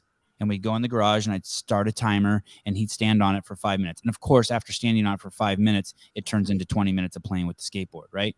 And it didn't matter if he rode it. It would be like he could just do circles in it, or I would just let him stand underneath it and flip it over and try to land on it. And then he started, and then that turned into skateboarding every day for a year. And then I would set up the thing where, hey, I had his grandmother buy him a go-kart if he ran a mile every day for a year. And of course, I would say 5 of the days he ran the mile nonstop, but it was just about doing that. And then I got him into tennis, and then it made me want to play tennis. And I just built like that. I don't know if I'm answering your question. But yeah, in a roundabout way you are. But I think that's the point. and I would just and I always bought balls. I would buy a bucket of balls and just be like, hey, I want you to throw 10 balls with your right hand, 10 balls with your left hand, and I would just celebrate each throw with him, and then we'd start again, and now it's just become normal. It's just Your kids have probably done more landmark like achievements, like running a mile, like stuff like that, than most people probably have in their entire like 30 plus years of existence. Right. And like You Yeah, are right. not wrong. I've done more with them than I did in my previous in my existence. Wow. Sure. Yeah, for sure. That's well said, Caleb. That's interesting. Yeah, I that played is more interesting tennis in a fact. week with my kids than I played tennis in my whole life. And now I like, I mean, yeah. I mean, you've And probably you seen know what? improvement in your own I don't career. let them Mhm. some parents will be like, I let them choose. I don't let them choose. Do you know what I mean by that? Yeah, I mean, you got to let them choose some stuff, but for the most part, yeah. I mean, I'm not going to let my kid choose what he eats every day. They have the No, illusion, by the choose, illusion I of mean- choice. The by illusion choose, of I mean, choice, like like- we do. Like they're gonna do jiu-jitsu until they're 13, 3 days a week. Like that they're just gonna, and if they don't, then the power struggle is gonna happen there at the venue. I'm gonna take them there, and then they're just gonna have to put on their gi and sit on the mat, and then that'll be their choice. I won't fight with them. I won't make it a negative experience, but some people will be like, some kids will play tennis for like a year, and then I won't see the kid anymore, and then they'll come back a year later, and I'll be like, what happened? And they'll be like, oh, Sally just didn't want to play anymore. I would never, if my kid said he didn't want to play tennis, I wouldn't even acknowledge that he said that. And the reason why is because I think, what would I want for myself? You know, I don't Yeah. I don't I want mean, to sit. growing up, I don't want to hated sit on. the I idea don't of want to. people living their lives for their kids, but Yeah, now I do I'm that. trying to give the life I wish I had as a kid. Yeah, exactly. I'm guilty of that. But it's kind of like this. I don't want my wife going to the refrigerator and cutting herself a piece of cake and asking me if I want a piece. That's not the person I want to be around. I want her to take that piece of cake and eat it in the closet, and not. I want her to be considerate of how she influences me. I don't want it to be 11 o'clock at night and she pours herself a bowl of ice cream and sits down next to me. I don't think that's responsible. And I'm going to do the same thing for my kids. And it's just, if I went to the refrigerator at noon and I cut up some celery, I cut up some celery for her and throw some, and pull some chicken off the fucking, Rotisserie. yeah, whatever. Yeah. Thank you. So I want to do the same for my kids. So if I'm going to tennis and my kid's in the back screaming, I don't want to go to tennis, I'm not even engaging them. And it happens. But every time we go, my kids, once we get there, my kids are like so stoked. And now my kids are so proud of themselves because they can do tennis, they can throw punches, they can ride a skateboard. They're so proud of themselves. I signed my kid up for fucking tennis camp this year, all three kids. They hated the idea of it. And when we got there and they realized they were the best skaters there, they fucking loved it. And there were some girls there. They were fucking out of their mind. 5 days of heaven. I never seen them skate so much. And I told them afterwards, I go, yeah, bitches, now what? They're like, yeah, thank you. So, my mom did the same thing to me. My mom sent me away to school to London for 6 months. I did not want to fucking go. Can you imagine? She sent me to college there to the University of London for 6 months. I kicked and screamed the whole way. Dude, thank you, Mom. Sounds spoiled. Yeah, that's an experience that most people Sounds don't like a get. Newport life. Yeah. And the other thing I wanted to bring up with you a while back, you did that podcast talking about all the fat people at Disneyland. And if you ever go to another country, sorry, T's and P's. I went to Country, they have larger bodies in last other week, countries. and I saw the same thing, by the way, and I fucking fell out. I couldn't even believe it. But sorry, go ahead. Sorry. Yeah. Going to other countries, I did a cruise in Europe a couple years ago, and there's large people in other countries. But coming back to America, I just realized that we got the fattest fatties. Like, our we're fatties number are one, so much baby. fatter than their fatties. We don't fuck around. We do it all out here. I honestly don't know what it is because, I mean, they have McDonald's, they have fast food crap, they have sugary McDonald's drinks. and Burger King is so much different. Yeah, they literally will have the same products with different ingredients because in the UK and in Europe, they banned a lot of the ingredients that the food companies have lobbied for to keep in our thing here. And our trusted experts and politicians slid that money right into their pocket and changed the regulations. Hey, another thing about the kids, if you can get your kids in one-on-one coaching, I think that's been huge for my kids for relationship building. And actually, that is why I got my kids into I was more interested in the quality of the coach than the sports by far. Mhm. I wanted my kids to have good relationships, and The their sports are just relationship a with vehicle, anyways. yeah, That's it. and their relationship with their tennis coach is fascinating. It's a trip. The guy's such a trip, and it's just yeah. He brings a level of maturity to having them that outside that I voice could never bring. huge. Them. Say that again. And having that outside voice is huge. Yeah. Growing up, if my parents were like, "Hey, do your homework," I wouldn't listen to them. But if I was being watched by like the neighbor for the afternoon, and she was like, "Do your homework," I fucking did it. So it's just like an extra parent. Yeah, you know what I was doing there, bud. Yeah, I know. Yeah.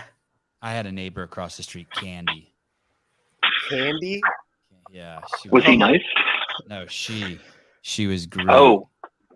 I wish my mom would have used her to babysit me more. I think she only used her like once or twice. Because your mom's a smart lady. They robbed you from some interesting experiences. My mom was smart, but my mom was oblivious. She didn't know nothing. Oh my goodness. She was too busy working, trying to put food on the table. All right. Thanks for calling, buddy. Thank you. Yeah, thanks. Take it easy, guys. Bye. Later. Somebody had asked about the like organized sports, and I think you already said it best. I'm like, if you're any organization that you're putting your kids in, you should definitely look at the leadership and the coaches more so than almost the sport, like all things being equal. You saw that in the comments? Yeah, somebody just asked about like team sports for kids.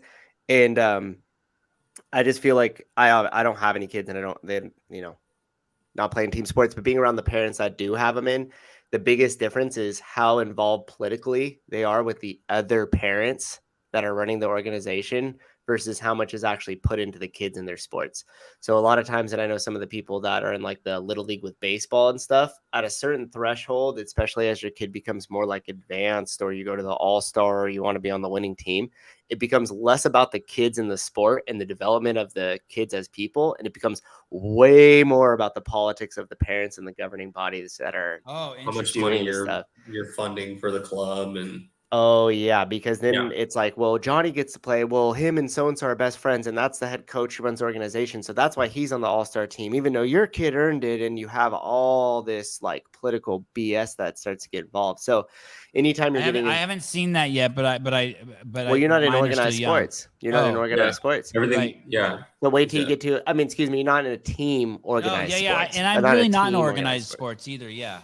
So that's where it starts to get a little bit more political, not for all, but for some of them. And then also too, you're going to run into other parents as influences, right? So we go back to Sevan and I were talking about it. Like you have the team mom that comes up with the snacks for the kids.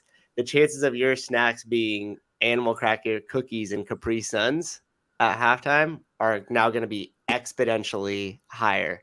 So just pay attention to the people that you're getting involved with the organized sport would be, my 2-bit advice. Here's the thing too, and this is going back to that CrossFit class we're talking about. Like, do you have a CrossFit class that you want to teach, or do you do a CrossFit class that attracts the most people so you can keep your doors open? When I would take my kids to gymnastics camp, I realized that gymnastics camp was really just a place to babysit. It was 4 hours a day, and 1 hour of it was gymnastics. The other hour was arts and crafts, and the other hour was eating goldfish and drinking Capri Suns. And the other hour was just fucking playing ass grab with the other kids. And I didn't like that ratio, but that was the ratio that that helped keep the doors open. I don't take my kids to these. There are parents who take their kids to these places to be babysat. I would say the vast majority of the parents do that. I'm not. Yeah. I'm not interested in that. Yeah. I'm not taking my kids I'm taking my kids to have quality human interaction with a coach, and to behave with intention. Yeah, and that's where the team sports would be really great, because if you have a like-minded parents that are like that, and they're making it about the development of the kids and them learning out on the field and learning how to play with each other, there's nothing better than a team organized sport for that interaction. The problem is just sometimes the governing bodies of that. I had my twins in soccer. They did not dominate. One did though. I don't know why that's funny, but I don't know why that's funny too, but I think it's funny. Literally what public school is, a babysitter. Caleb, what time is it where you're at? Is it nighttime?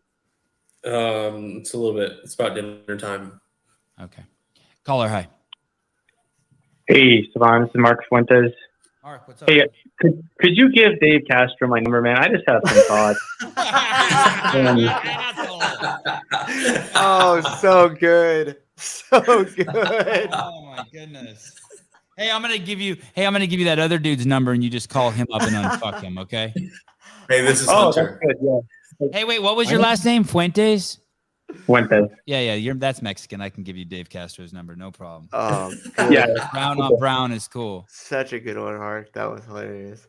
I actually have a little bit of a topic, though, about High Rocks, because I think Hiller put out a video this morning about, well, I think it was clickbait, the whole, like, are High Rocks athletes fitter than CrossFit athletes? And he used Hunter as, like, did I say Hunter put out the video? I meant Hiller.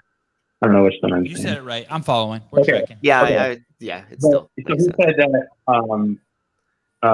McIntyre was basically fitter than most of the CrossFitters at the games. And I think he might actually have a point in a certain way, because running is such a big step. So, and I'm doing it in November too. So I was hoping that guy would actually just post what his research was instead of just saying, "Oh, it's only for Hunter McIntyre to read." Because he needs the help, right? Because he hasn't really won anything. So I guess he needs help into figuring out how to really break through that barrier. When I watched the first time I had him on, I researched High Rocks pretty good, and then I had the founder of High Rocks on, and I researched that shit pretty good. That event thing that they do is pretty fucking gnarly. I don't know if I want to say that they're fitter, but that thing is fucking nuts. And I don't think anyone at the games goes in and beats Hunter at that. I don't think they come close, probably.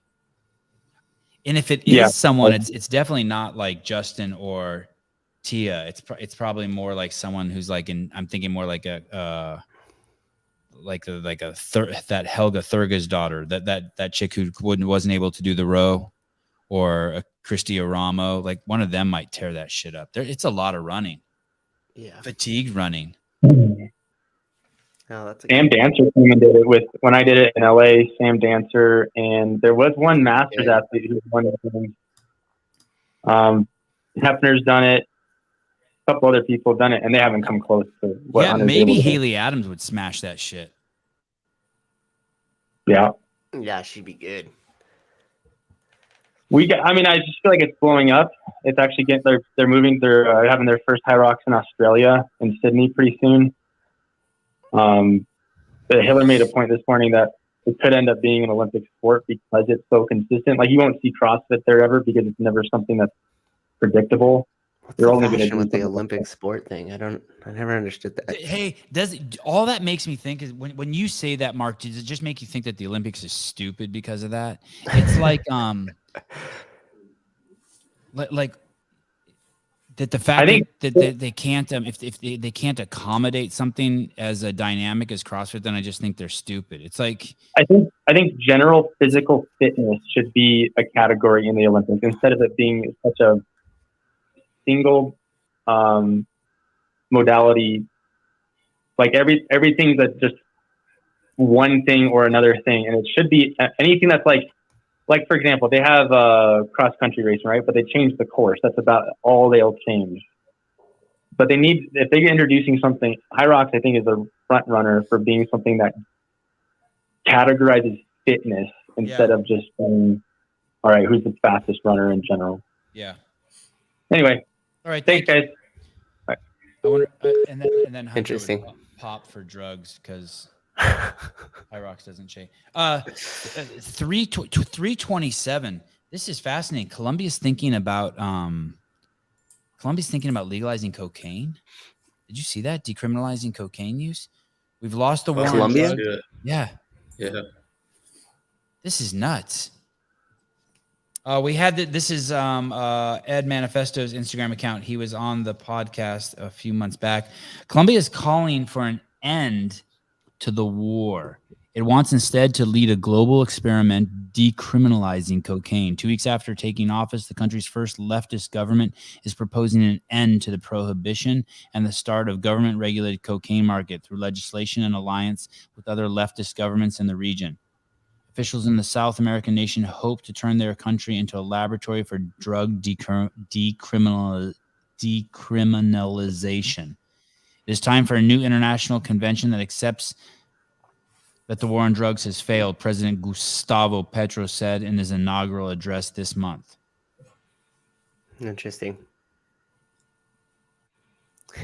We want to take the money away from the cartel and give it to the government. Take it away from this organized crime group and give it to this organized crime group. all the people that I know that are addicted to substances, they're off a little bit. But the people that I've known to be addicted to meth are like off a lot a bit. Like something really goes sideways with them. Like doing stuff that fucks with your sleep is no bueno.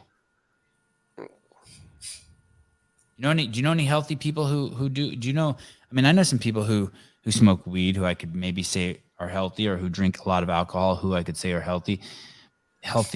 Healthy is maybe not the right word, but I don't know anyone who's like a recreational cocaine user that I don't know any functional meth heads. Yeah. No, I don't think so at all. And like even their shit unravels after a while. Yeah, I mean, like anything else, it's a coping mechanism majority of the time, right? So if you're using it as a coping mechanism and then it doesn't work as well or as effectively, and you start dosing yourself higher and the problems continue to come more, it's like at some point it just gets completely out of control, right? If you're not having a good time in life and you're like, I'm going to do some meth because I think this is going to really help me out, like your problems are just going to exacerbate. They're not going to like get better. This is an interesting observation. The entire 80s NBA, NFL had a pretty solid cocaine habit. Yeah, I mean, what do I know? Maybe the like Wolf of Wall Street types have a copious cocaine and alcohol problem, and they're all excelling at life. Maybe they know something we don't. Portugal has decriminalized all drugs since 2000. Wow, I didn't even know. Is that true? I don't know. I don't know what the answer is there, but I do know that if their government is now regulating it, it just means that the power and control of that substance is just switching hands from the organization of the cartel to the organization of the government. I didn't do a lot of those drugs. I dabbled in that. Yeah, right. Well said, Souza. But I didn't find them compatible with living a rich life, a happy life. I don't think that you probably weren't using it to fulfill something else. I mean, maybe in early development or something like that. Like a lot of the people that have issues with them usually have some sort of problem with within their upbringing or some sort of trauma or something like that they're not fully dealing with and that they're using the drugs to cope with. That they're running from. Portugal decriminalized the public and private use, acquisition, and possession of all drugs in the 2000s, adopting an approach to focus on public health rather than the public order priorities, arguing that Portuguese drug policy model has not proven influential enough to emancipate drug use from the stigma that associates it either with crime or pathology. This article critically discusses the developments and current challenges Portuguese drug policy confronts. Didn't Oregon or Washington legalize all drugs? I feel now that you mention that, Earbud, I think I do remember you could have crack somewhere.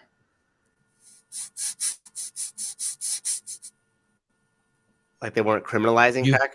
You could have crack. I remember them saying something like you could have crack and be fine, but you could also be charged with sexual harassment if you use the wrong pronoun. It was like just some fucking crazy shit like that. That makes sense. Yes, that's an extreme. All right. This evening we have a show. Thank you everyone for tuning in. We have a show on the 10 greatest moments from the 2022 CrossFit Games. The stars of the show will be Mr. J.R. Howell, who has skyrocketed to superstardom after his insane number of predictions that he got correct about the 2022 CrossFit Games, the movements. And of course, Taylor, the thumb self, the most charismatic bald man who's ever been on the show. Sorry, Caleb. Caller, hi. Damn it. Hi, how's it going, guys? Good. Hey, I wanted to just interject a quick thing, and I just tuned in, but this morning I was listening to the Top 100 with Brian. I've messaged you before my concerns with Brian. About his cocaine use? Amongst other things. Concerns. I wish when you ask him about any given dude that he didn't have to say, listen, I can't deny his fitness. He's very fit. He's very, I wish he would just go in on the dude and say his issue with him, why he's an idiot. Not, given this test, he's an idiot. Just, I don't know, man. Yeah. I know she's got big ass titties. I know she's got a great ass, but she's just really high maintenance. You don't want any of that. You want, that bitch is high maintenance. Yes. Yeah, okay. Well, you got to remember, he needs to still be friends with all these athletes. I think that's why he's playing the. Why don't you like it that he there. does that? Doesn't that contextualize it, or you just think it's like beating around the bush, or it wastes your time, or like why don't you like that? Beating around the bush, because the reason I love this podcast is because there's none of that here whatsoever. Right.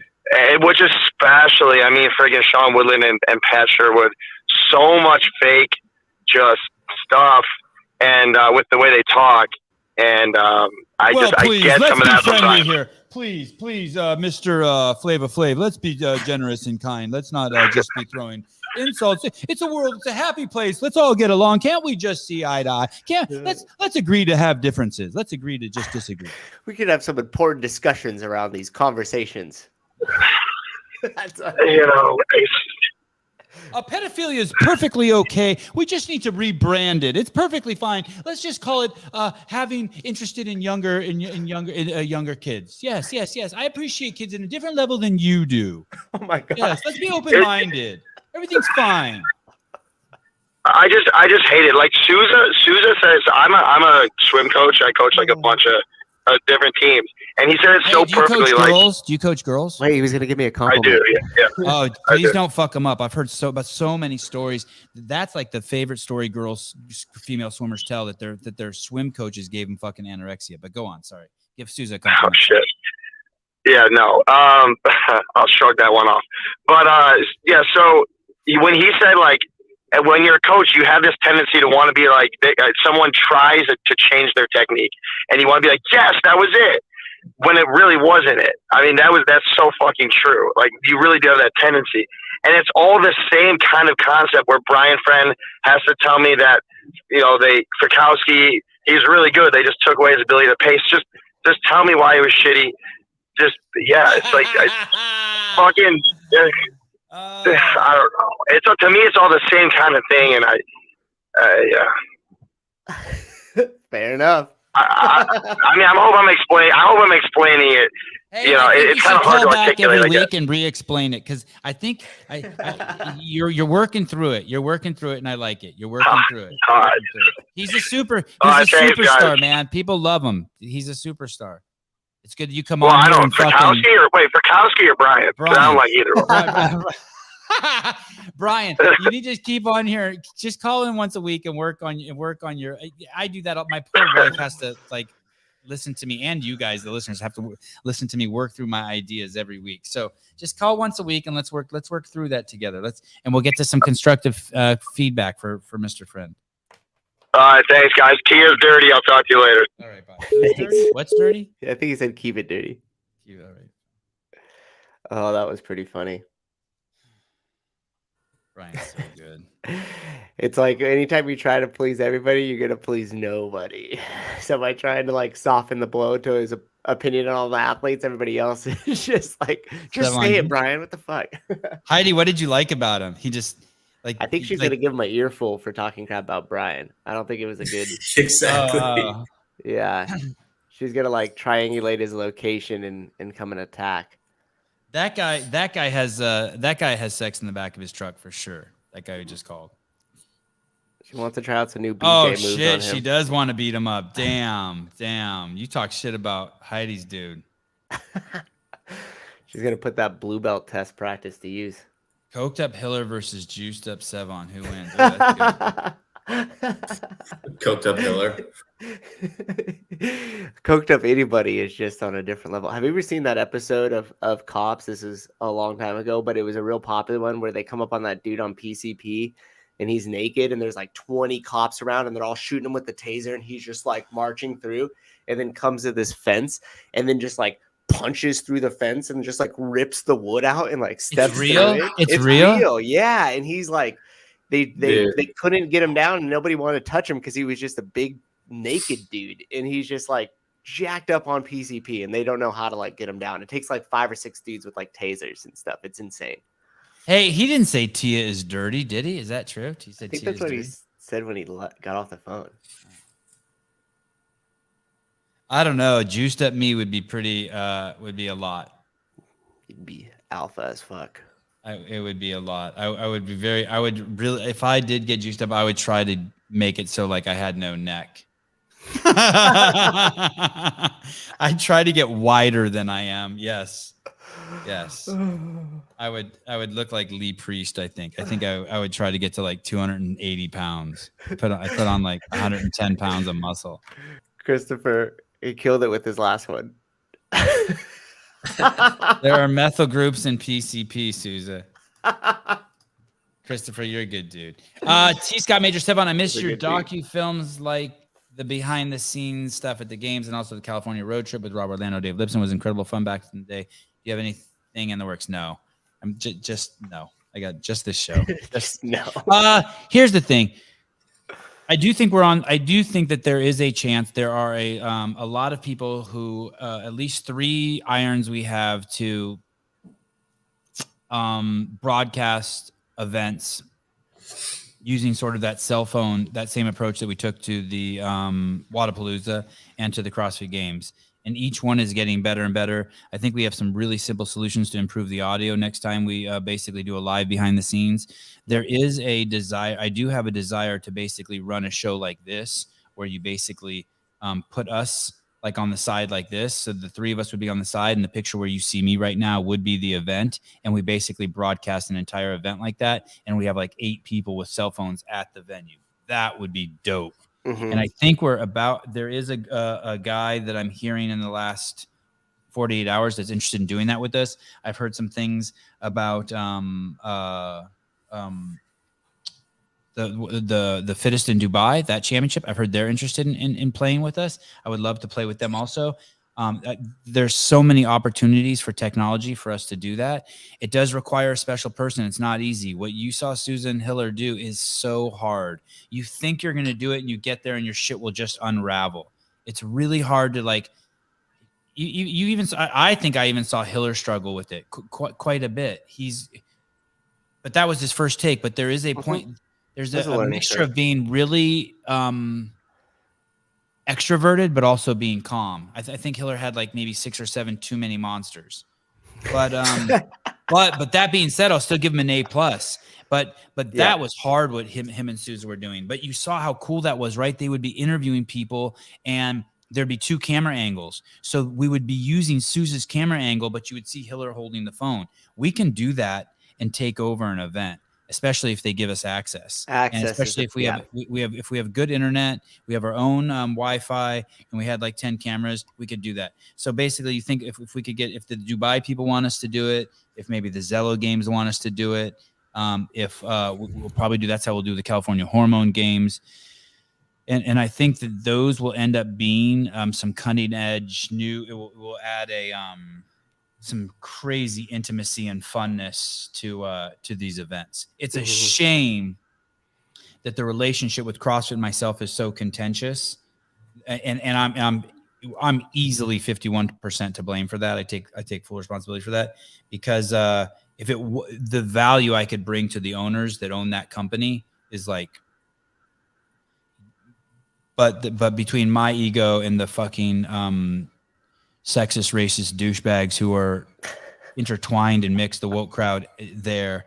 It's nuts. It's they'll never. I'm not interested in compromising with those pieces of shit.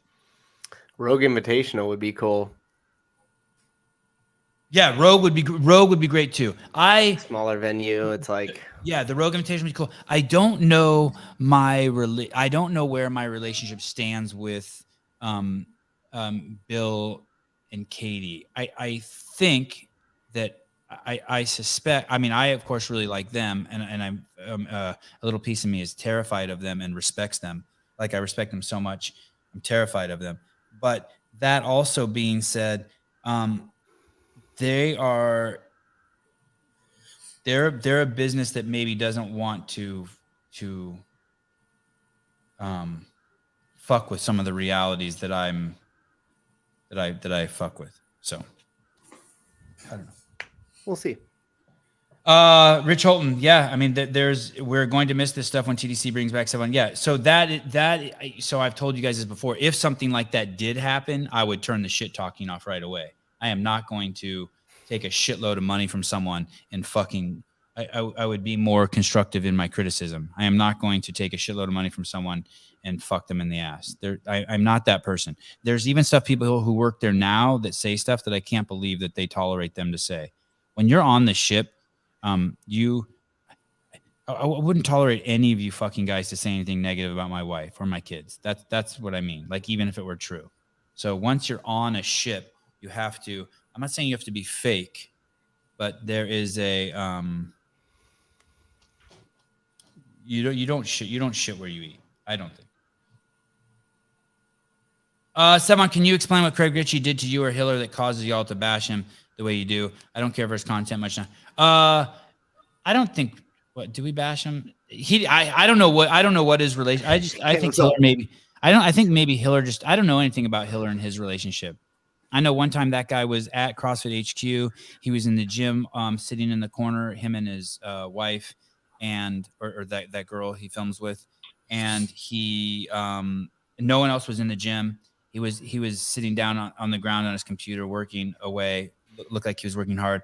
I went over and introduced myself and said hi to them, and I couldn't get him or her to look up or say hi to me. I'm a fucking nice fucking person. And they just ignored you like that? Yeah, I'm super easy to engage. I am cool as shit. Like if you hung out with me, you'd be like, wow, this is fun. I'm free. I'm easy. I'm nice. I'm fucking exceedingly generous.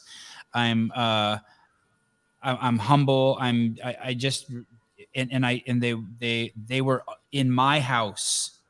I ran those offices. I had 100 people there who worked for me. They were in my house. I walked over to them. I said hi. I tried to engage him. He couldn't give me the fucking time of day. He couldn't look up at me. Couldn't say hi to me. Neither could she. And it was fucking weird. It was like weird. And I stayed there and I gave him the benefit of the doubt that maybe he was busy and he was editing, et cetera, et cetera. But it was fucking weird. Or maybe he has autism or Asperger's or he's an He didn't stand up and introduce himself or be like, no. What? There was something that was completely inappropriate. So that's my only impression of him. And then when I watch his content, I just think it's and just so you know, I had it explained to me that there's people now. A lot of people have said to me in the DMs that before COVID happened, his content was really, really good. Like there was value to watching it. And then COVID happened, and it's just been like sitting in first class, fake titties, and petting his dog. But I find it so I'm envious of the number of subscribers he has and the people that watch it, but I just can't make retard content. That it is fucking retard content. What do I mean by that? I don't see the value in watching a show for 15 minutes. 3 minutes him petting his dog, 3 minutes him driving to the airport, 3 minutes in first class, and 3 minutes is him hugging people when he lands at the airport. I'm just like, what the fuck? So it's just become kind of like that to me. He said a bunch of dumb shit when Dave got fired, like just stupid shit. So I pride myself on my humility. Yeah, good one. So Here, I'll tell you what. I'm walking by yesterday. I am walking barefoot. First of all, I'm in a town where in Newport Beach, I'm in a town where everyone's rich as fuck and superficial as fuck and beautiful. I'm the least beautiful, least superficial person here. I walk everywhere barefoot. My hair's a fucking mess. I look like a mad scientist, and I'm just minding my own business, and I do my shit. And I walk by this fucking bar along the beach, and every house I'm walking by is a $10 million house, $40 million house. It's just a row of houses as far as your eye can see, sitting on the fucking north edge of the North American continent. And I'm fucking walking, and I walk by this bar, and a lady comes out, and from the back, she's wearing a white tight leather dress, the craziest stilettos. It's 1:00 in the afternoon. She looks so fucking hot. It's crazy. I can only see her from the back. She looks like she fell out of a Versace ad, and she's carrying this crazy expensive like purse that's got all those leather stamps all over it, and then another bag that looks like it's from Tiffany's or something. And she comes out of there, and she stumbles out of there. And I thought she was stumbling out of there because she was her shoes. Her shoes, yes. She goes across the street and she struggles and she looks like a baby giraffe, and she gets to the other side and she starts walking.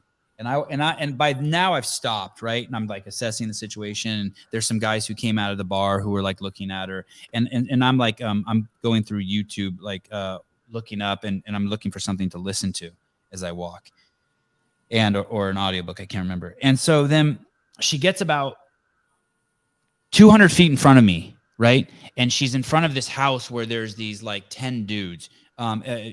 You might remember the dudes, Souza. They're always in front of that one house. And they took a liking to Hiller, these guys. They're huge and jacked. They all look like they're roided out of their fucking mind. Older guys, like my age, massive. And right when she gets to like their house, her purse falls and all her shit goes everywhere. And I'm watching, and there's people everywhere walking around her. And she's clearly fucking struggling to fucking get the shit because of the high heels. Shit like makeup, her wallet, everything just falls out of her purse everywhere. So she walks over to the side and she sets her bag down, and now I'm walking towards her. And I get over to her, and I look at her, and she's the most haggard woman you've ever seen. Her face looks like... It's so sad. She was good from far, but far from good. Oh my God, it was so sad. She looked like she came from a country where cocaine was legal. Now you know I was helping her. I put down my fucking 12-pack of Topo Chico, and I start picking up everyone's just walking around. 100 people have had the chance to fucking help this lady. Put all my shit down. I'm fucking putting all the stuff in the bag. I got these fucking glasses on. Oh, look at you. This is how I look like this. Look like this. Jesus Christ. I fill up her I get all her shit fucking back in her bag, and she says thank you to me. And you know what those guys up top say to me? Because they see me every day walking around. The big guy goes, "Hey, Sean Penn." I go, I knew you were a good dude. I see you walk by here. I knew you were a good dude. That's so good. He said Sean Penn. I said that Sean Penn comment. He goes, yeah. I go, I'll take it. He goes, I know you will. True story. Then I look at this lady. I know you will. Yeah, I had the red CEO shirt on. Yes, Sean. I had the red. Oh my God. So then I look at this lady, and it's like like just a porn star that's just been retired 30 years ago, but still trying to stay in the game. And I go, ma'am, she goes, thank you. I go, ma'am, are you okay? And she goes, yeah. I go, where are you going? Should have never said that. Uh-oh. And she goes, I have nowhere to go. I'm like, fuck. I'm like, okay. She's like, where are you going? And I'm like, is there anything I can do for you? I just ignore that question, right? Where are you going? And she goes, no, I'm fine. And she just leans up against the wall, and I just walk on. That was it. That's the story of my fucking life. I mean, I have 1,000 stories like that where 100 people see someone who's fucking in need and they're just walking around. I don't do that. I don't do that. Yeah, I don't. And I won't like if I see it's batshit crazy or my kids are with me, I won't get involved. But I'm not a if I'm at Home Depot and I see fucking 3 fucking Mexicans loading fucking bricks into the back of a fucking truck and it looks like it's going to take them a fucking hour and I'm not doing anything, I'll walk over and help those motherfuckers. Like I'm only here to participate in adding value to other people's life. That's well, kind of secondary to fucking loving my kids and my wife. All right. That was a great story to end on. That was great. Okay, thank you. I'm just glad. Unfortunately, we had to wait all the way to that 2-4 to 2 hour line. I hope everybody makes it to that story. That was good. All right. Sean Penn. I will see you guys this evening. Caleb, thank you. Sousa, thank you. Get your gear at Vindicate. Get your copy at Paper Street. Please check out Darren Coughlin's newsletter out of Australia. It is called Coach's Corner. Masterofcoaches.online. Master of Coaches.online. He is really starting to build a library there. It's pretty fucking awesome. Make sure you check out your CrossFit Level 1. Also, Athena Perez is, I think her product is about to come out of its beta. If you subscribe to our newsletter, you can see all the people who not only who support us, but we support them. So some of those people on there are just things that I want to get behind. And Athena's seminar is how to work with larger bodied clientele. And I had a lady at my house last night for dinner. She was 82 years old, and she was complaining to me that CrossFit doesn't do enough for the elderly. And I didn't fight with her. I think CrossFit does plenty for the elderly, but it was still good for me to hear that. Okay, so that's it. Talk to you guys. See you guys tonight with J.R. Howell and the stud Taylor Self. Some people think he's even games material. Caleb.